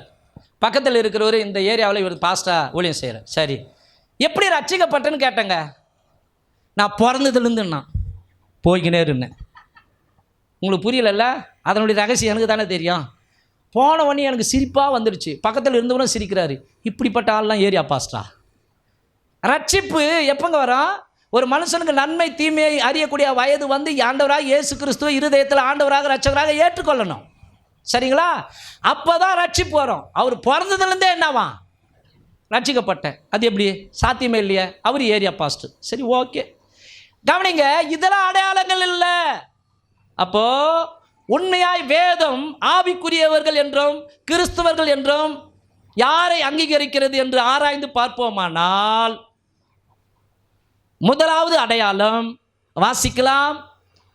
1 கொரிந்தியர் புஸ்தகம் 2ஆம் அதிகாரம் 15வது வசனம். ஆவிக்குரியவன் எல்லாவற்றையும் ஆராய்ந்து நிதானிக்கிறான். கவனிக்கணும், அண்டர்லைன் பண்ணுங்க. ஆவிக்குரியவன் எல்லாவற்றையும் ஆராய்ந்து நிதானிக்கிறான். ஆனாலும் அவன் மற்றொருவனாலும் ஆராய்ந்து நிதானிக்கப்படான். முதல் குறிப்பு எழுதி கொள்ளுங்கள். ஆவிக்குரியவனுடைய முதல் அடையாளம் எல்லாவற்றையும் நிதானித்து அறிவான். எல்லாவற்றையும் நிதானித்து அறிவான். கவனிங்க, இந்த வார்த்தை கிரேக்க மொழியில் அனாக்ரினோ அப்படின்னு சொல்லப்பட்டிருக்கிறது.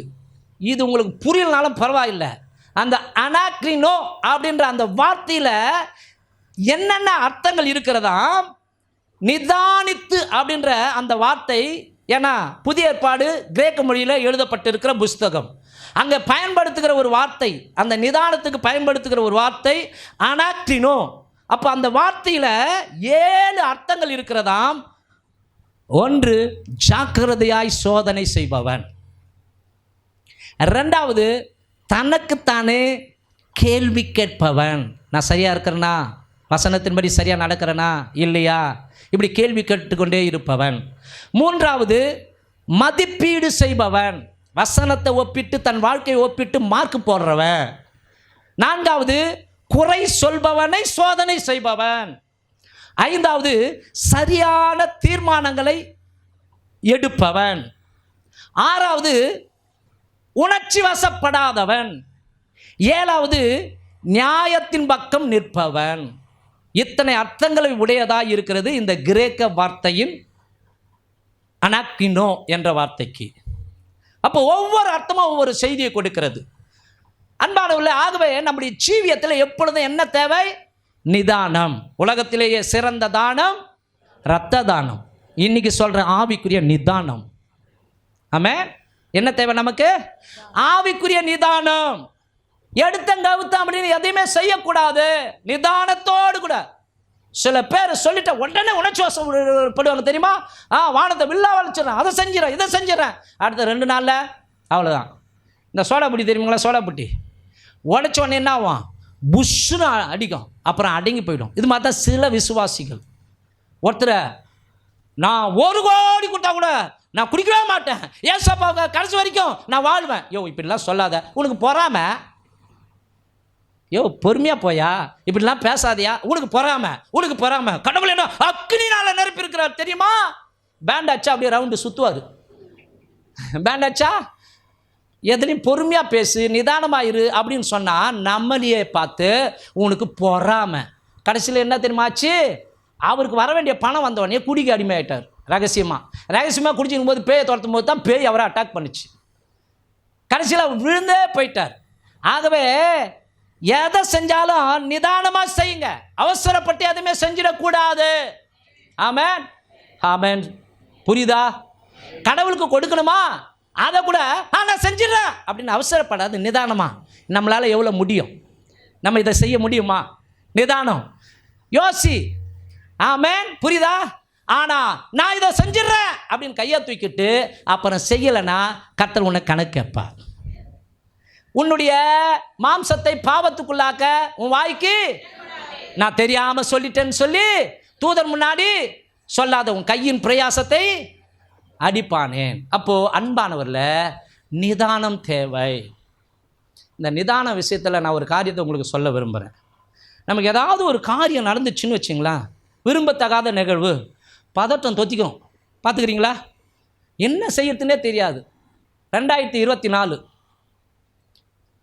ஏப்ரல் மாதம் 15ஆம் தேதி நானும் என் மனைவியும் 2 வீலர் போகும்போது எதிரில் வந்த ஒரு மாட்டு வண்டி நுகத்தடி பட்டு கீழே அவங்க விழுந்த உடனே லாரி வந்து காலில் ஏறிச்சு. நான் செஞ்ச ஒரு முட்டாள்தனமான காரியத்தை இன்னி கூட படுத்துருக்கும்போது நினச்சின்னா கூச்சப்படுவேன், வெக்கப்படுவேன். ரத்த வெள்ளத்தில் இருக்கிற என் மனைவியை நான் எங்கெங்கே கொண்டு போனோம்? அவங்க அத்தை வீட்டுக்கு கொண்டு போயிட்டேன். அன்றைக்கி எனக்கு அந்த இது தெரியலைங்க.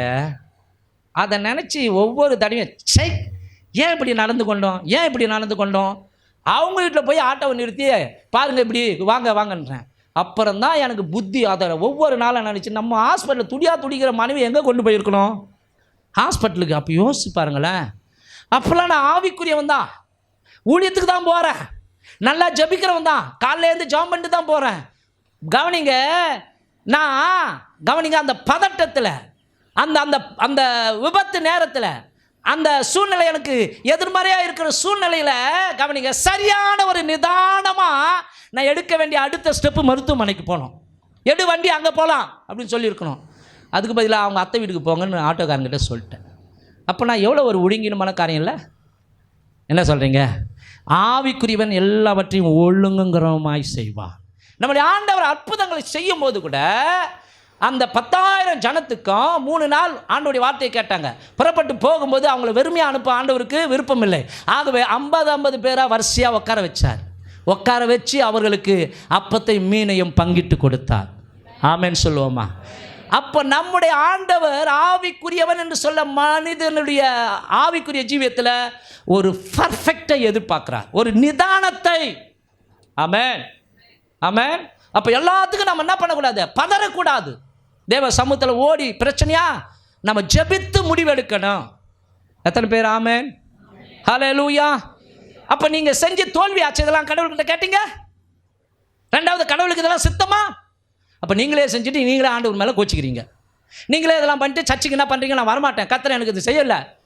அப்போது தவறு நம்ம மேலே தானேங்க. தவறு நம்ம மேலே வச்சுக்கணும். என்ன பண்ணுறோம்? ஆண்டவர் மேலே சாட்டுறோம், சபை மேலே சாட்டுறோம். ஏமா சர்ச்சுக்கு வரல? எங்கள் கல்யாணத்துக்கு அந்த சிஸ்டர் வரல, நான் இனிமேல் சர்ச்சுக்கு வர மாட்டேன். சிஸ்டர்மா அவனுக்கு லட்சியமாக கொடுக்க போதே யோசிச்சு பாருங்களேன். சாக்கு பாருங்கள் எதை வைக்கிறாங்க. அந்த சிஸ்டர் நான் எவ்வளோ பழகினேன், அது என் கல்யாணத்துக்கு வரலையே, ஆகவே நான் சர்ச்சுக்கு வர மாட்டேன். அப்போ அதுக்குள்ளே இருக்கிறது என்ன ஆவி? கொஞ்சம் யோசிச்சு பாருங்கள். ஆமென், ஆமென். சொல்கிறது புரியுதுங்களா?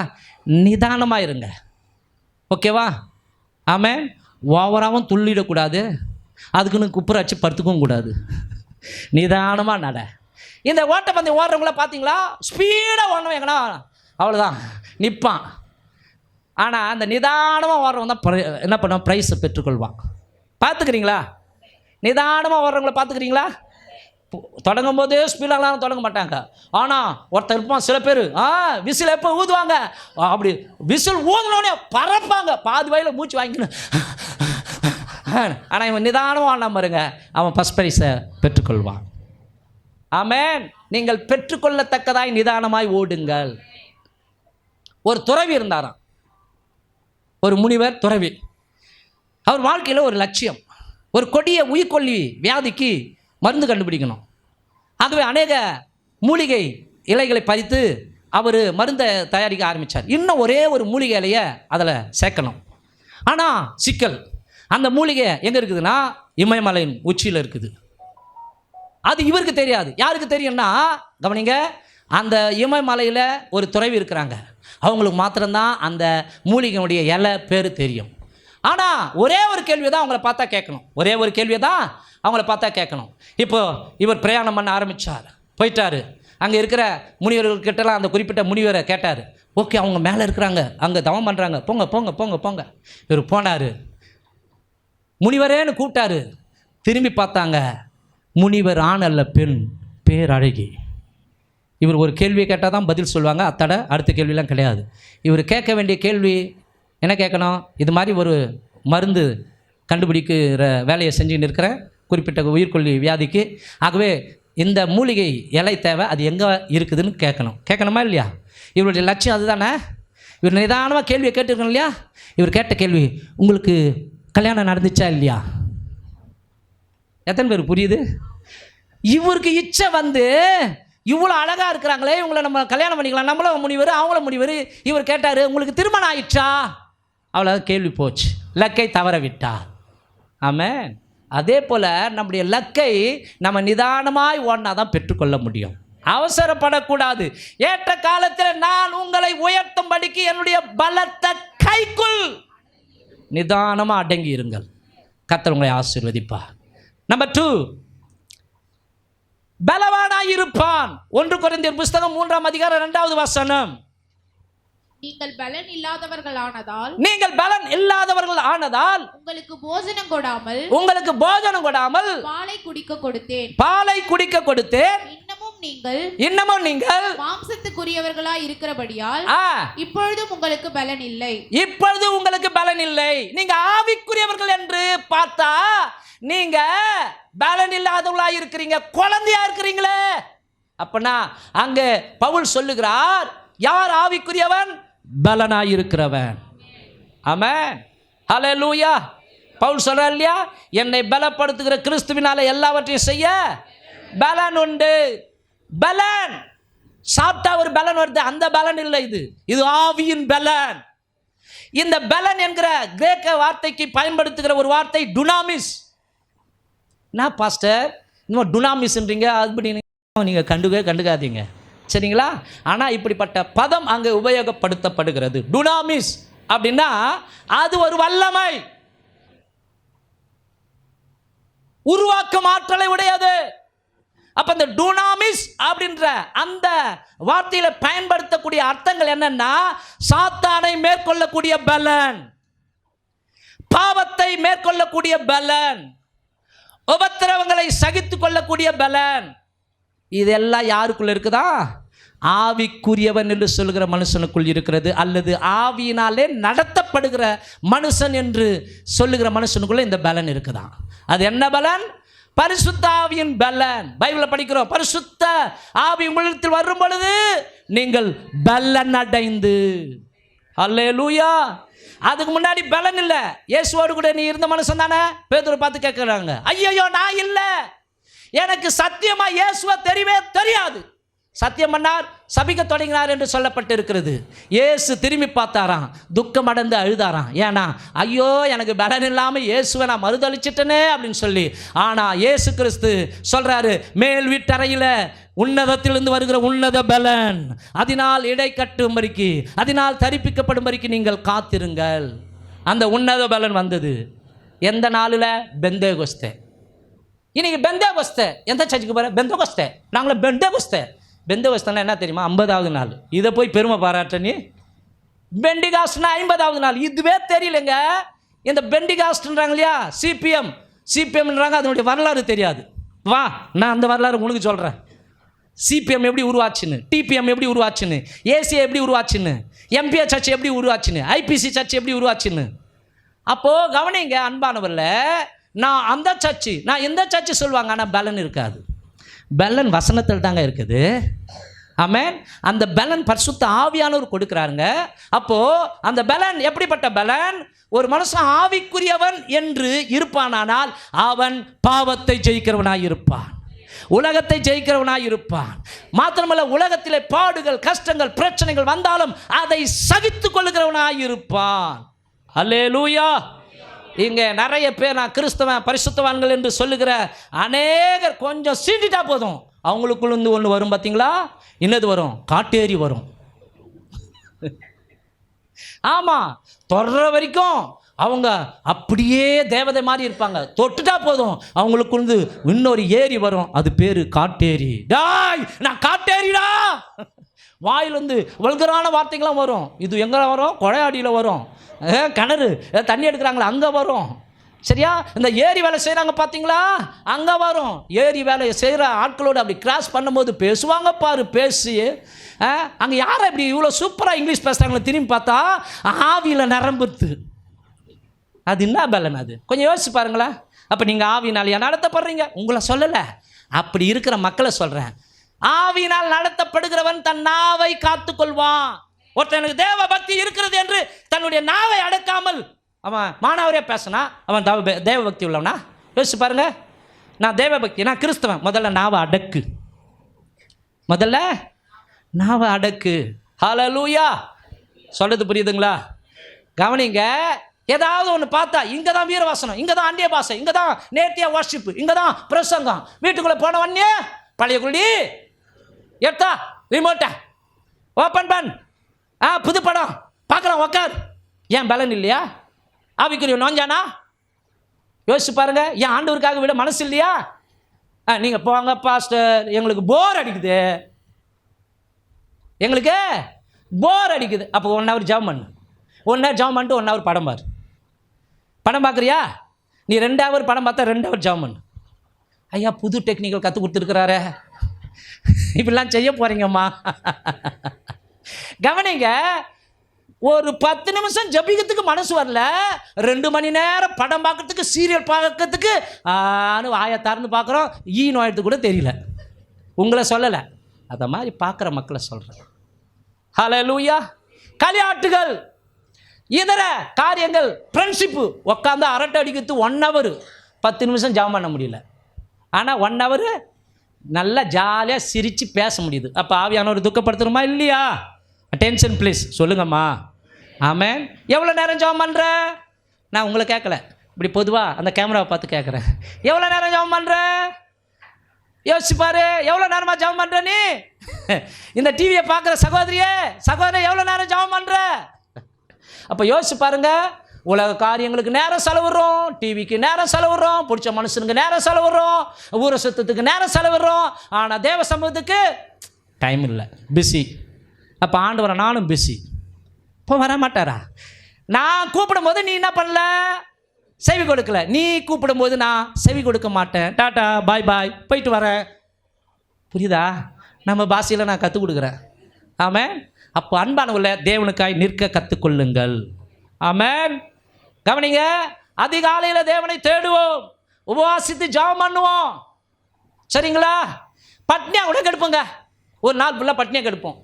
ஆனால் பாஸ்டிங்னோடனே ஐயோ வயிறு ஒரு மாதிரி பண்ணுதே, வயிறு ஒரு மாதிரி. பாஸ்டர், ஒரு இட்லி சாப்பிட்லாமா? சாப்பிடக்கூடாதா? என்கிட்ட கேட்டால் சாப்பிடுங்க தான் சொல்லுவேன். எப்படியாவது பாஸ்டிங் பீரியடுக்கு வந்து தொலை. ஆகவே சாப்பிடு. உனக்கே வயிறாக்கி எங்கே போச்சு? உனக்கு வயிறாக எங்க போய்? என் ஆண்டவர் 6 மணி நேரம் அந்த உச்சி வெயில்ல எனக்காக பாவத்தை சுமந்து சிலுவையில் கடைசி சொட்டு ரத்தை சிந்தி ஜீவனை கொடுத்தாரே. அந்த ஆண்டவருக்காக அட்லீஸ்ட் ஒரு 6 மணி நேரம் என்னால் உபவாசம் இருக்கும் கூடாதா? ஏன் அந்த வைராக்கி வரல? அதங்க பலன். ஆமென். ஹல்லேலூயா. அப்போ கவனிங்க.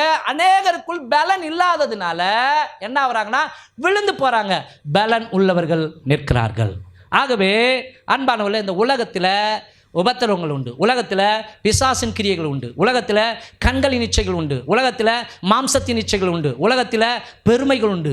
இதெல்லாம் சிக்கிக்கொள்ளாதபடிக்கு நம்ம ஆவிக்குரிய பிள்ளைகள் பரிசுத்த ஆவியானவரால் நடத்தப்படுகிறோம் என்றால் அதையெல்லாம் ஜெயிக்க நமக்குள் பலன் இருக்க வேண்டும். 3வது காரியம், சாந்தமுள்ளவன். கலாத்தியர் 6ஆம் அதிகாரம் 1வது வசனம். சகோதரரே, ஆ, ஒருவன் யாதொரு குற்றத்தில் அகப்பட்டால் ஆவிக்குரியவர்களாகிய நீங்கள் சாந்தமுள்ள ஆவியோடே அப்படிப்பட்டவனை சீர்பொருந்த பண்ணுங்கள். நீயும் சோதிக்கப்படாதபடிக்கு உன்னை குறித்து எச்சரிக்கையாயிரு. இங்க பவுல் எழுதும் பொழுது ஆவிக்குரியவர்களுக்கு ஒரு 3 தகுதிகளை இங்க குறிப்பிடுகிறார். என்னன்னா, சாந்த குணம் உள்ளவன் அப்படின்றார். என்ன சொல்றாரு? சாந்தம் உள்ளவன். இன்னொரு மொழிபெயர்ப்புல கனிவான உள்ளம் உள்ளவன். ஆமென். தேவனுடைய பிள்ளைகள் ஆவிக்குரியவர்கள்.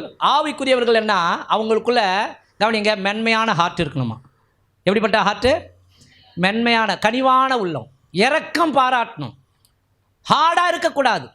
ஓகேவா? கருணை உள்ளம் இருக்க வேண்டும். அப்போ சொல்றாரு, சாந்தம் உள்ளவனாய் இருக்க வேண்டும், குற்றம் செய்தவர்களை திருத்த பார்க்கிறவனாய் இருக்க வேண்டும். ஒருத்தன் கண்ணுக்கு முன்னாடியே தப்பு பண்ணுறான்னா கண்டும் காணாமல் போயிடக்கூடாது. சகோதரனே வா, இது நமக்கு தகுதி ஆயிராது. நம்முடைய ஆண்டவர் பரிசுத்தமுள்ள ஆண்டவர். உன்னால் முடியும், நீ பரிசுத்தமாக வாழ முடியும், ஏசாப்பா அவனுக்கு பலன் தருவார், நான் ஜெபம் பண்ணுறேன் வா அப்படின்னு தூக்கி எடுக்கிற மகனாக இருக்கணுமா? எத்தனை பேர் புரியுது? மாத்திரமல்ல, தான் சோதனையில் விழாதபடி ஜாக்கிரதையாக இருப்பவன். அதை தான் அங்கே சொல்கிறாரு. சகோதரரே, ஒருவன் யாதொரு குற்றத்தில் அகப்பட்டால் ஆவிக்குரியவர்களாகிய நீங்கள் சாந்தமுள்ள ஆவியோடு அப்படிப்பட்டவர்களை சீர்பொருந்த பண்ணுங்கள். நீயும் சோதிக்கப்படாதபடிக்கு உன்னை குறித்து எச்சரிக்கையாயிரு. மொத்தத்தில் ஆவிக்குரியவன் சாந்த குணம் உள்ளவன். சாந்த குணம் உள்ளவன் மற்றவங்களை பாவத்தில் துர்குணத்தில் இருக்கிறவங்கள தூக்கி எடுக்க விரும்புகிறவன், ஆத்மபாரமுடையவன், யார் எக்கேடு கட்ட எனக்கு என்ன, சுயநலம் இல்லாதவன். எத்தனை பேர் ஆமேன் சொல்றீங்க? ஆமேன். அப்போ அன்பானவர்களே, பைபிளை கூட படிச்சு பார்க்கிறோம், எத்தனையோ பரிசுத்தவான்களுக்கு சாட்சி கொடுக்கிறார் கர்த்தர். இவன் சாந்த குணம் உள்ளவன். மோசையை எடுத்துக்கொள்வோமானால் அவனை குறித்து சொல்றாரு, இவனை போல சாந்த குணம் உள்ளவன் பூமியில ஒருவனும் இல்லை. ஆனா கோபக்காரன் ஒரு கொலையை செஞ்சுட்டு வந்துட்டான். அப்படிப்பட்டவனை கர்த்தர் டோட்டலாக மாற்றிட்டார். ஆமென். பிரிச்சுவலான வாழ்க்கையில் வந்த பிறகு, ஆவிக்குரிய ஜீவியத்தில் வந்த பிறகு மோசே துன்பங்களை கூட தேவ ஜனங்களுக்காக சகித்து கொள்ளுகிற மனுஷனாக இருந்தார். ஒரு கட்டத்தில் மோசையை பார்த்து சொல்கிறார், மோசே நீ விலகு, இந்த ஜனங்களெல்லாம் அழிச்சிடுற, உன்னை பெரிய ஜாதி ஆக்குறேன், ஆண்டவரே என்னை மன்னியும். இந்த ஜனங்களை இங்கே அழிச்சா அவருடைய ஜனங்களை அவர் அழிப்பதற்காக இந்த வனாந்திரத்தில் கொண்டு வந்தார் என்று மக்கள் சொல்வார்கள். நீங்கள் அழிக்கிறதுனா முதல்ல என்ன அழிச்சிடுங்க, நீங்கள் என்னுடைய பெயரை ஜீவ புஸ்தகத்திலிருந்து. ஆமாம், எவ்வளோ பரிந்து பேசுகிறார். கையை தட்டலாமா? அந்த மாதிரி ஒரு சாந்த குணம் நமக்குள்ளே இருக்குமா? இருக்குமா? சும்மா யாரையோ பார்த்து காரி துப்பிப்பாங்க. இல்லை, அவன் என்னை பார்த்து தான் காரி துப்பினான். அங்கே போய் மல்லு கட்டி நிற்போம். ஏய் வாடிங்க, என்னை பார்த்து தானே நீ துப்புன. பேசுகிறாங்களா இல்லையா? ஒரு பேச்சுக்கு சொல்கிறேன், புரியுதுங்களா? சகித்து கொள்ள வேண்டும். ஆமென். அப்ப நீ கோபக்காரி, அப்ப நீ கோபக்காரன், இப்போ ரட்சிக்கப்பட்ட பிள்ளை. ஆமென். பாவத்துக்கு மரித்து நீதிக்கு பிழைத்திருக்கிற பிள்ளை. அப்போ பைபிள் சொல்கிறது, பிலிப்பியர் 4:5, உங்கள் சாந்த குணம் எல்லா மனுஷருக்கும் தெரிந்திருப்பதாக கர்த்தர் சவியமாயிருக்கிறார்.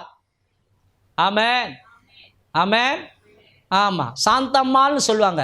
சாந்தமே இருக்காது, செம்ம கோபம் அதுக்கு இருக்கும். பேர் என்னது? சாந்தம்மாள்.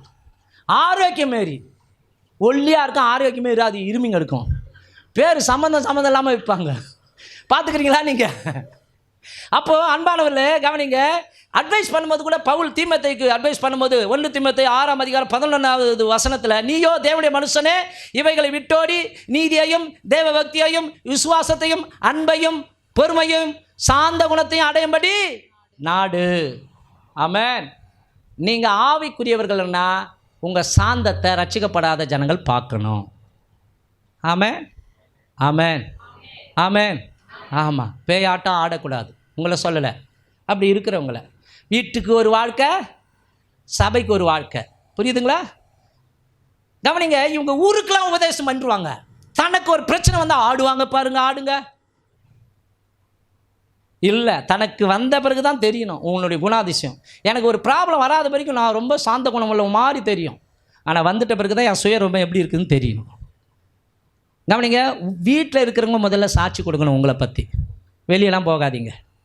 உங்கள் அம்மா சாட்சி கொடுக்கணும், உங்கள் மகள் சாட்சி கொடுக்கணும், உங்கள் மகன் சாட்சி கொடுக்கணும், உங்கள் பேர குழந்தைங்க சாட்சி கொடுக்கணும், உங்கள் கணவர் சாட்சி கொடுக்கணும், உங்கள் மனைவி சாட்சி கொடுக்கணும். எப்பா அவளா பத்ராளி, என்னது பத்ரகாளி சொல்கிறாங்களா? என் பொண்டாட்டி அவள் பஜாரிங்க இப்படி சொல்கிறாங்களா? சாட்சி சரியில்லை. அப்போது நீங்கள் ஆவிக்குரிய ஜீவியத்தில் தப்பாக நினைக்காதீங்க. உங்களை சொல்ல டம்மி பீஸாக இருக்கிறீங்கன்னு அர்த்தம். பலனுள்ள பிள்ளைகள் சாந்த குணத்தை காண்பிப்பார்கள். ஆமாம், சாந்த குணம். இப்போயே போய் பஜாருக்கு போகிறேன், 1 கிலோ சாந்தம் கொடுப்பா. நம்ம தான் கொடுக்கணும் கர்த்தருக்கு. சாந்த குணம் அவராக கொடுப்பாரு. நீ தான் கர்த்தருக்கு சாந்த குணத்தை கொடுக்கணும். அதன் மூலமாய் பார்க்கிறவர்கள் நம்மளை பார்க்குறவங்க இயேசுநாதரை பார்க்குற மாதிரி பார்க்கணும். எத்தனை பேருக்கு புரியுதா? ஆமே. பத்திரகாளியாக இருந்தால் இனிமேல் மாறிடுங்க. இங்கே அம்மா பார்த்து பேசுகிற. ஆமேன். புரியுதுங்களா? தன்னுடைய மனைவியை அடிக்கிறவன் பைத்தியக்காரனா?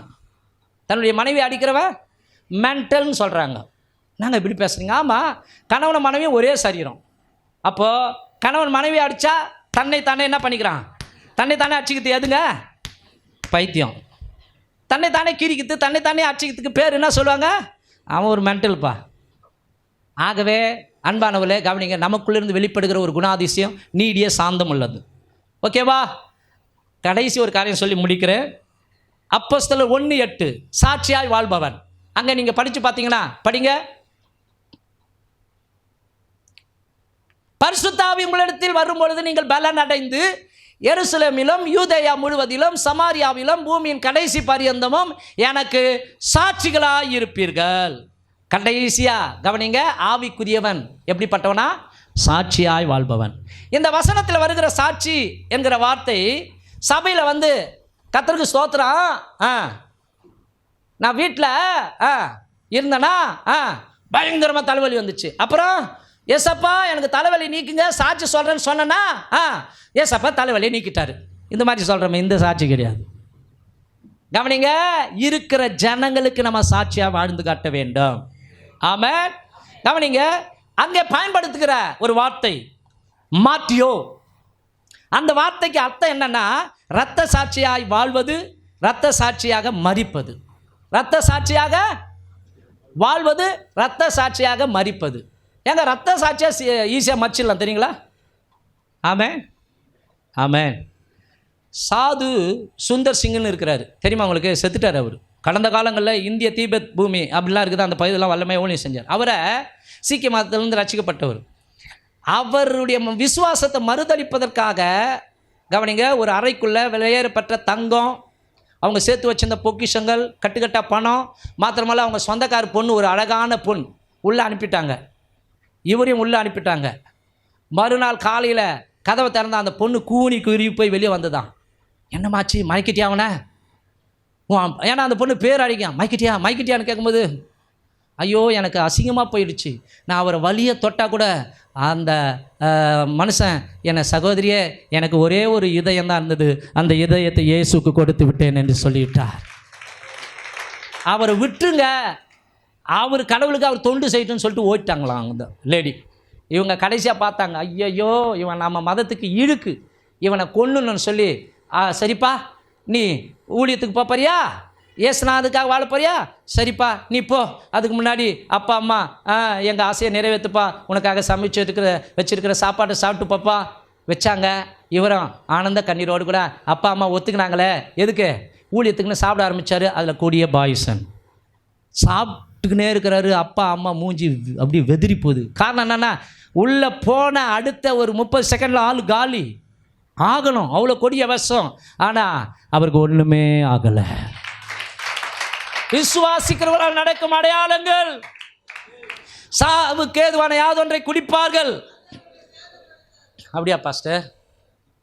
என் புருஷன் தொந்தரவு தாங்க முடியல, நான் போய் குடிச்சிட்டு அப்படிலாம் குச்சா ஸ்வயங் மேலே போக வேண்டியது தான். இது தெரியாமல் நடக்கிற ஒரு நிகழ்வு. ஆமென். அப்போது பயந்தே போயிட்டாங்க அவங்க. யார்? சுற்றி இருக்கிற உறவினர்கள் எல்லாம். இவனோடு கூட இருக்கிற தெய்வம் உண்மையுள்ள தெய்வம், இவனுடைய விசுவாசம் உண்மையுள்ள விசுவாசம். இது மாதிரி சாட்சி பேர் வாங்கணுங்க. ஆமென். ஏதோ கொஞ்ச காலத்துக்கு கிறிஸ்துவனா வாழ்ந்துட்டு அடுத்தது விழுந்து போகிற வாழ்க்கையில் கடைசி வரைக்கும் பைபிளை நீங்கள் படித்து பார்த்தீங்கன்னா ஆவிக்குரியவன் எந்த சூழ்நிலையிலும் சாட்சியை இழந்து போக மாட்டான். ஆமென். செத்து போகிறது ஈஸி, ஆனால் வாழ்ந்து தான் ரொம்ப ரொம்ப கஷ்டம். வாழ்ந்து காட்ட வேண்டும். பவுல் சொல்லுகிறார், நான் கிறிஸ்துவுக்காக அனுதினமும் சாகிறேன்.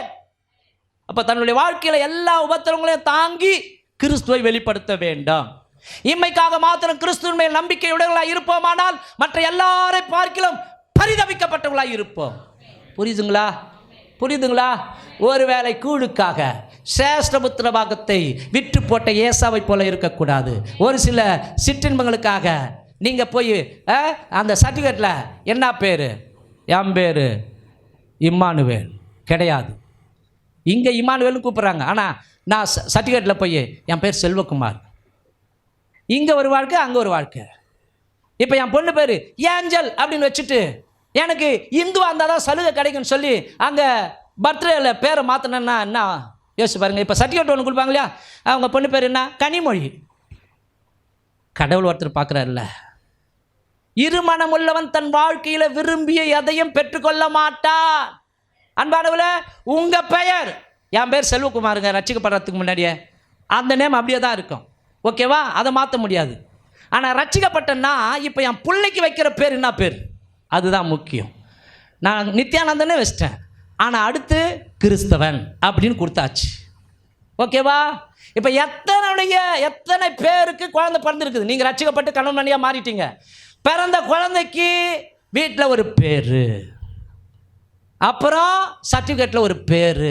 அப்போனா நீங்கள் ஆவிக்குரிய நோஞ்சானுங்க அப்படின்னு அர்த்தம். பலன் இல்லை, டபுள் கேம். ஆற்றுல ஒரு காலு, எந்த மட்டும் 2 நினைவுகளோடு கூட குந்தி குந்தி நடப்பீர்கள். கர்த்தர் தெய்வம் என்றால் கர்த்தருக்காக வாழுங்கள், பாகல் தெய்வம்னா பாகலை போய் பின்பற்று. நான் சொல்லுங்க, எலியா சொல்றார், வைராக்கியம் தேவை. ஆமென், ஹல்லேலூயா. கவனிங்க, அந்நிய தேசத்தில் கொண்டு போகப்பட்ட யோசேப்பு கடைசி வரைக்கும் சாட்சியை காத்து கொண்டான். கை தட்டலாமா அவனுக்காக? அவனுக்கு தேவனுக்கு இருந்த உறவுல விரிசலே வரல. யோசிச்சு பாருங்க, என்னை ஆண்டவர் கைவிட்டார்னு ஆண்டவரை விசுவாசிக்காம அவன் விலகி போயிட்டானா? இல்லை, தன்னுடைய உத்தமத்தில் தன்னுடைய விசுவாசத்தில் உறுதியாக இருந்தான். அந்நிய தேசத்தில் கொண்டு போகப்பட்ட தானியேல் சாட்சியாய் வாழ்ந்தான். சாத்ராக், மேஷாக், ஆபேத் நேகோ எரிகிற அக்கினி சூளையில் நாங்கள் போடுவோம், போட்டாலும் பரவாயில்லை, நாங்கள் ஆராதிக்கிற எங்கள் தேவன் எங்களை தப்பிக்க வல்லவராக இருக்கிறார், அவர் எங்களை விடுவிக்காமல் போனாலும் பரவாயில்லை. ஆமென். ஒன்றும் இல்லை, 5000 உனக்கு கொடுக்குறேன், நீ கிறிஸ்துவன் இல்லைன்னு மறுதலி. எப்பா தோ அப்படின்னா போச்சு. அற்ப வேலை சந்தோஷத்துக்காக, சும்மா கொஞ்ச நேரம் என்பதுக்காக நித்திய ஜீவனை இழந்துடாது. இந்த பூமிக்குரிய வாழ்க்கை நிரந்தரம் இல்ல. வைராக்கியத்தை காட்டு. அங்க பைபிளை படிக்கிறோம், பரிசுத்த ஆவி உங்களிடத்தில் வரும்பொழுது நீங்கள் பலன் அடைந்து எருசலேம் என்று சொல்லும் பொழுது சொந்த குடும்பத்திலே சாட்சியா இருக்கணும். யூதயா என்று சொல்லும் பொழுது உறவினர்கள் மத்தியில் சாட்சியா இருக்கணும். சமாரியா என்று சொல்லும் பொழுது புறஜாதிகள் ரட்சிக்கப்படாத ஜனங்கள் மத்தியில் சாட்சியா இருக்கணும். பூமியின் கடைசி பரியந்தம் போது நாடு விட்டு நாடு போனா கூட சாட்சியா இருக்க வேண்டும். ஹல்லேலூயா, ஆமென். அன்பானவர்களே, அப்போ ஆவிக்குரியவனுக்கு இன்னொரு அர்த்தம், அவன் சாட்சியாய் வாழ்பவன். ஆமென். பவுல் தன் உடன் ஊழியக்காரனாகிய தீமோத்தேயுவை நடத்துகிற திருச்சபையில் ஊழியத்திற்கு ஆட்களை தேர்ந்தெடுக்கும் போது இவ்விதமாய் சொல்லுகிறார். தீமோத்தேயு 3:8, அவன் நிந்தையிலும் பிசாசின் கண்ணியிலும் விழாதபடிக்கு புறம்பானவர்களால் சாட்சி பெற்றவனுமாய் இருக்க வேண்டும். ஊழிய செய்வதற்கு நற்சாட்சி பெற்றிருக்க வேண்டும். என்ன சொல்றீங்கம்மா? இந்த பாஸ்டா கேவலமாக இருக்குது, என்ன பண்ணுறது? ஊழியக்காரங்கன்னு, அதாவது நாங்கள்லாம் பாஸ்ட்டுங்க தான், ஆனால் ஒரு சில பாஸ்ட்டுங்க பண்ணுற காரியம் ரொம்ப கேவலமாக இருக்குதுங்க. இந்த பாஸ்டர்ஸ் மீட்டிங்லாம் போனால் சில காரியங்கள் வெளிப்படும். என்ன ஆச்சு? குறிப்பிட்ட ஒரு போதகர், கவனிங்க, ஓட்டு போடுறதுக்காகவே பல ஆயிரங்களை வாங்கியிருக்கிறாராம். நிறைய பாஸ்ட்டுங்க. இங்கே நான் என்ன கற்றுக் கொடுத்தேன்? ஒருத்தர் கூட 10 விசா கொடுத்தா கூட 10 விசா வாங்கக்கூடாது. அப்போ கேட்குறலாம் பயமாக இருக்குது. அடா பாய்களை இப்படி துணிகரமாக ஊழியம் செய்றீங்க. இவங்களாம் என்ன தெரியுமா? ஊழியத்தை பிழைப்புக்காக ஆதாயப்படுத்திக் கொள்கிறார்கள். ஆமென், அல்லேலூயா. ஆமாம், இன்னைக்கு யூடியூப்பில் நிறைய கோமாளி ஊழியக்காரங்களாம் வந்துட்டாங்க. சினிமா பாடல்களை பாடி சினிமா பாடல்கள் மூலமாக பிரசங்கம். ஆமாம், கரெக்டாக தானே சொல்லியிருக்கிறாரு. பொதுவாக என் மனசு தங்கம்மா, ஒரு போட்டின்னு வந்துட்டா ஏதான் ஏசுனாரு, அடா போடா நீயும் பிரசங்கமும். எவ்வளோ ஜனங்க அதில் இடறி போவாங்க தெரியுமா? அதுக்கும் கைத்தட்டுற கூட்டம் இருக்குது, அதுக்கும் விசில் அடிக்கிற கூட்டம் இருக்குது. யோசிச்சு பாருங்களேன் அன்பானவர்களே, கவனிங்க. சத்தியத்தை சத்தியமாய் சொல்லு, கலப்படம் பண்ணக்கூடாது. ஒரு குடம் பாலில் ஒரு புட்டி விஷத்தை ஊற்றினாலும் விஷம்தான், ஒரு சொட்டு விஷத்தை ஊற்றினாலும் விஷம்தான். அப்போது கவனிங்க, இன்றைக்கு ஊழியம் அநேகருக்கு வயிற்று பிழைப்பாகி விட்டது. தேவனுடைய மன்னிப்பை எளிமையாக எடுத்துக்கொள்வதனாலும் சாட்சி இல்லாத வாழ்க்கை வாழ்கிறார்கள். இதனால் மற்ற ரட்சிக்கப்படாத ஜனங்களுக்கு அவர்கள் ரட்சிக்கக்கூடாதபடிக்கு இடரலாக இருக்கிறார்கள். மட்டுமல்லாமல் சாட்சியாய் வாழ்கிற கிறிஸ்தவர்களை மற்ற ரட்சிக்கப்படாத ஜனங்கள் தவறாக புரிந்து கொள்ள அது ஏதுவாக இருக்கிறது. சில பாஸ்டங்க அப்படி செய்யறதுனால என்னையும் என்ன நினைப்பாங்க யோசிச்சு பாருங்களேன். நான் சொல்கிறது புரியுதுங்களா? இப்போ கிறிஸ்தவங்களை கூட சில ஜனங்க வெறுக்கிறதுக்கு காரணம் அவங்க கிறிஸ்தவங்களாக வாழாதது தான், சாட்சியாக இருக்காதது தான். ஏங்க உங்கள் சர்ச்சுக்கு வருதுங்களா? ஐயோ வந்து பாருங்கள் இந்த வீட்டில் நடக்கிற கூத்தை சொல்கிறாங்களே, யார் பேர் ரிப்பேர் ஆகுது? நான் ஒன்றுமே தெரியாமல் வர்றேன், என் பேர் ரிப்பேர் ஆகுது. என்ன அந்த சர்ச்சுக்காக போகிறாங்க, இந்த குடும்பம் அந்த சர்ச்சுக்காக வருது. ஒரு சகோதரியை கேட்டேன், ஏன் சிஸ்டர் சர்ச்சுக்கே வரல இவ்வளோ நாள் ஆகுதுன்னு ஒரு அன்பு சகோதரியை கேட்டேன். பாஸ்டர் உங்களுக்கு கெட்ட பேர் வரக்கூடாதுங்க. அடப்பாங்களே, ஏமா என் புள்ள தாறுமாறாக நடக்கிறான். சரி அதனால தான் பாஸ்டர், அதுக்கும் ஒரு சாக்கு கடிச்சிச்சு பாருங்க, தூக்கி அழகாக பொறுத்துது. உங்களுக்கு கெட்ட பேர் வரக்கூடாது, நீ வா ஒழுங்காக வந்து தொலை. அப்படி சொல்லலை, நீ வாமா, அவன் பண்ணா எதனா பண்ண, அவன் ஆத்மாவுக்கு அவன் தான் பொறுப்பு. அப்புறம் இந்த வருஷத்துலேருந்து தொலைச்சா வந்துட்டாங்க, இந்த வாரம் வரல, ஆனால் தொலைச்சா வந்து நிற்கிறாங்க. என்ன சொல்ல வரேன்னா, மற்றவர்கள் நம்மை கண்காணிக்கிறார்கள். அதான் சொன்னேன், யோ நான் செய்யலாம், நீ செய்கிறியா, நீ ஏன் செய்கிற கேட்குறாங்களா இல்லையா? நான் கெட்ட வார்த்தை பேசிட்டேன், நீ பேசலாமா, நீ கிறிஸ்துவ தானே? கோபப்பட்டாலே நீ கிறிஸ்துவ தானே சொல்கிறாங்க இல்லையா? அப்போனா நம்முடைய தெய்வம் மதிப்பு உள்ள தெய்வம்னு அவனுக்கே தெரியுது, பரிசுத்தமுள்ள தெய்வம்னு அவனுக்கே தெரியுது. ஆமாம், ரட்சிக்கப்படாத மக்களுக்கு தெரியுது. நம்ம ஆண்டவர் அருமை புறஜாதி ஜனங்களுக்கு தெரியுது, நமக்கு தெரிய மாட்டேங்குது. ஆமாம், புரியுதுங்களா? அப்போது சாட்சியை காத்து கொள்ள வேண்டும். சாட்சி இல்லாமல் நான் கூட 100 பிரசங்கம் பண்ணாலும் அது எடுப்படாது. சாட்சி இல்லாமல் என்னதான் நேர்த்தியாக ஆராதனை பண்ணாலும் அது எடுப்படாது. சாராயம் குடிக்கிறவன் சொல்கிறேன், சாராயம் உடலுக்கு கேடு, குடிக்காத என்ன அப்படின்னா கேட்பாங்களா? அதை அவன் அறவே விட்டுட்டு சுத்தமான மனுஷனா, இது மாதிரி சாராயம் குடிச்சிருந்தேன், என் வயிறுலாம் புண்ணாகி சாவு பழக கிடந்தேன், இன்றைக்கி சாராயத்தை விட்டுட்டேன், நான் நல்லா இருக்கிறேன், அந்த சாட்சி தான் எடுப்படும். ஆமாம், சொல்லது புரியுதுங்களா? வெத்தலை பாக்கு போடுவ, பொடி போடுவ, இல்லை பல்லு வலிக்குது அதனால் பொடி போடுறேன், போடாத. நீ தேவனுடைய கோயில், அதை கரைப்படுத்தாதே. உங்கள் சரீரமானது நீங்கள் தேவனாலே பெற்றுக்கொண்டதும் உங்களில் தங்கியும் இருக்கிற பரிசுத்தாவின் ஆலயமாக இருக்கிறது என்று அறியீர்களா? தேவனுடைய ஆலயத்தை ஒருவன் கெடுத்தால் அவனை தேவன் கெடுப்பார். புரிந்து கொள்ளுங்கள். ஆவிக்குரியவர்கள் எப்படிப்பட்டவர்கள்? சாட்சியாய் வாழ்பவர்கள். ஆகவே தான் யோவான் சொல்கிறாரு, தேவனால் பிறப்பதெல்லாம் உலகத்தை ஜெயிக்கும், நம்முடைய விசுவாசமே உலகத்தை ஜெயிக்கிற ஜெயம். நம்ம எல்லாரும் எழுந்து நிற்போமா?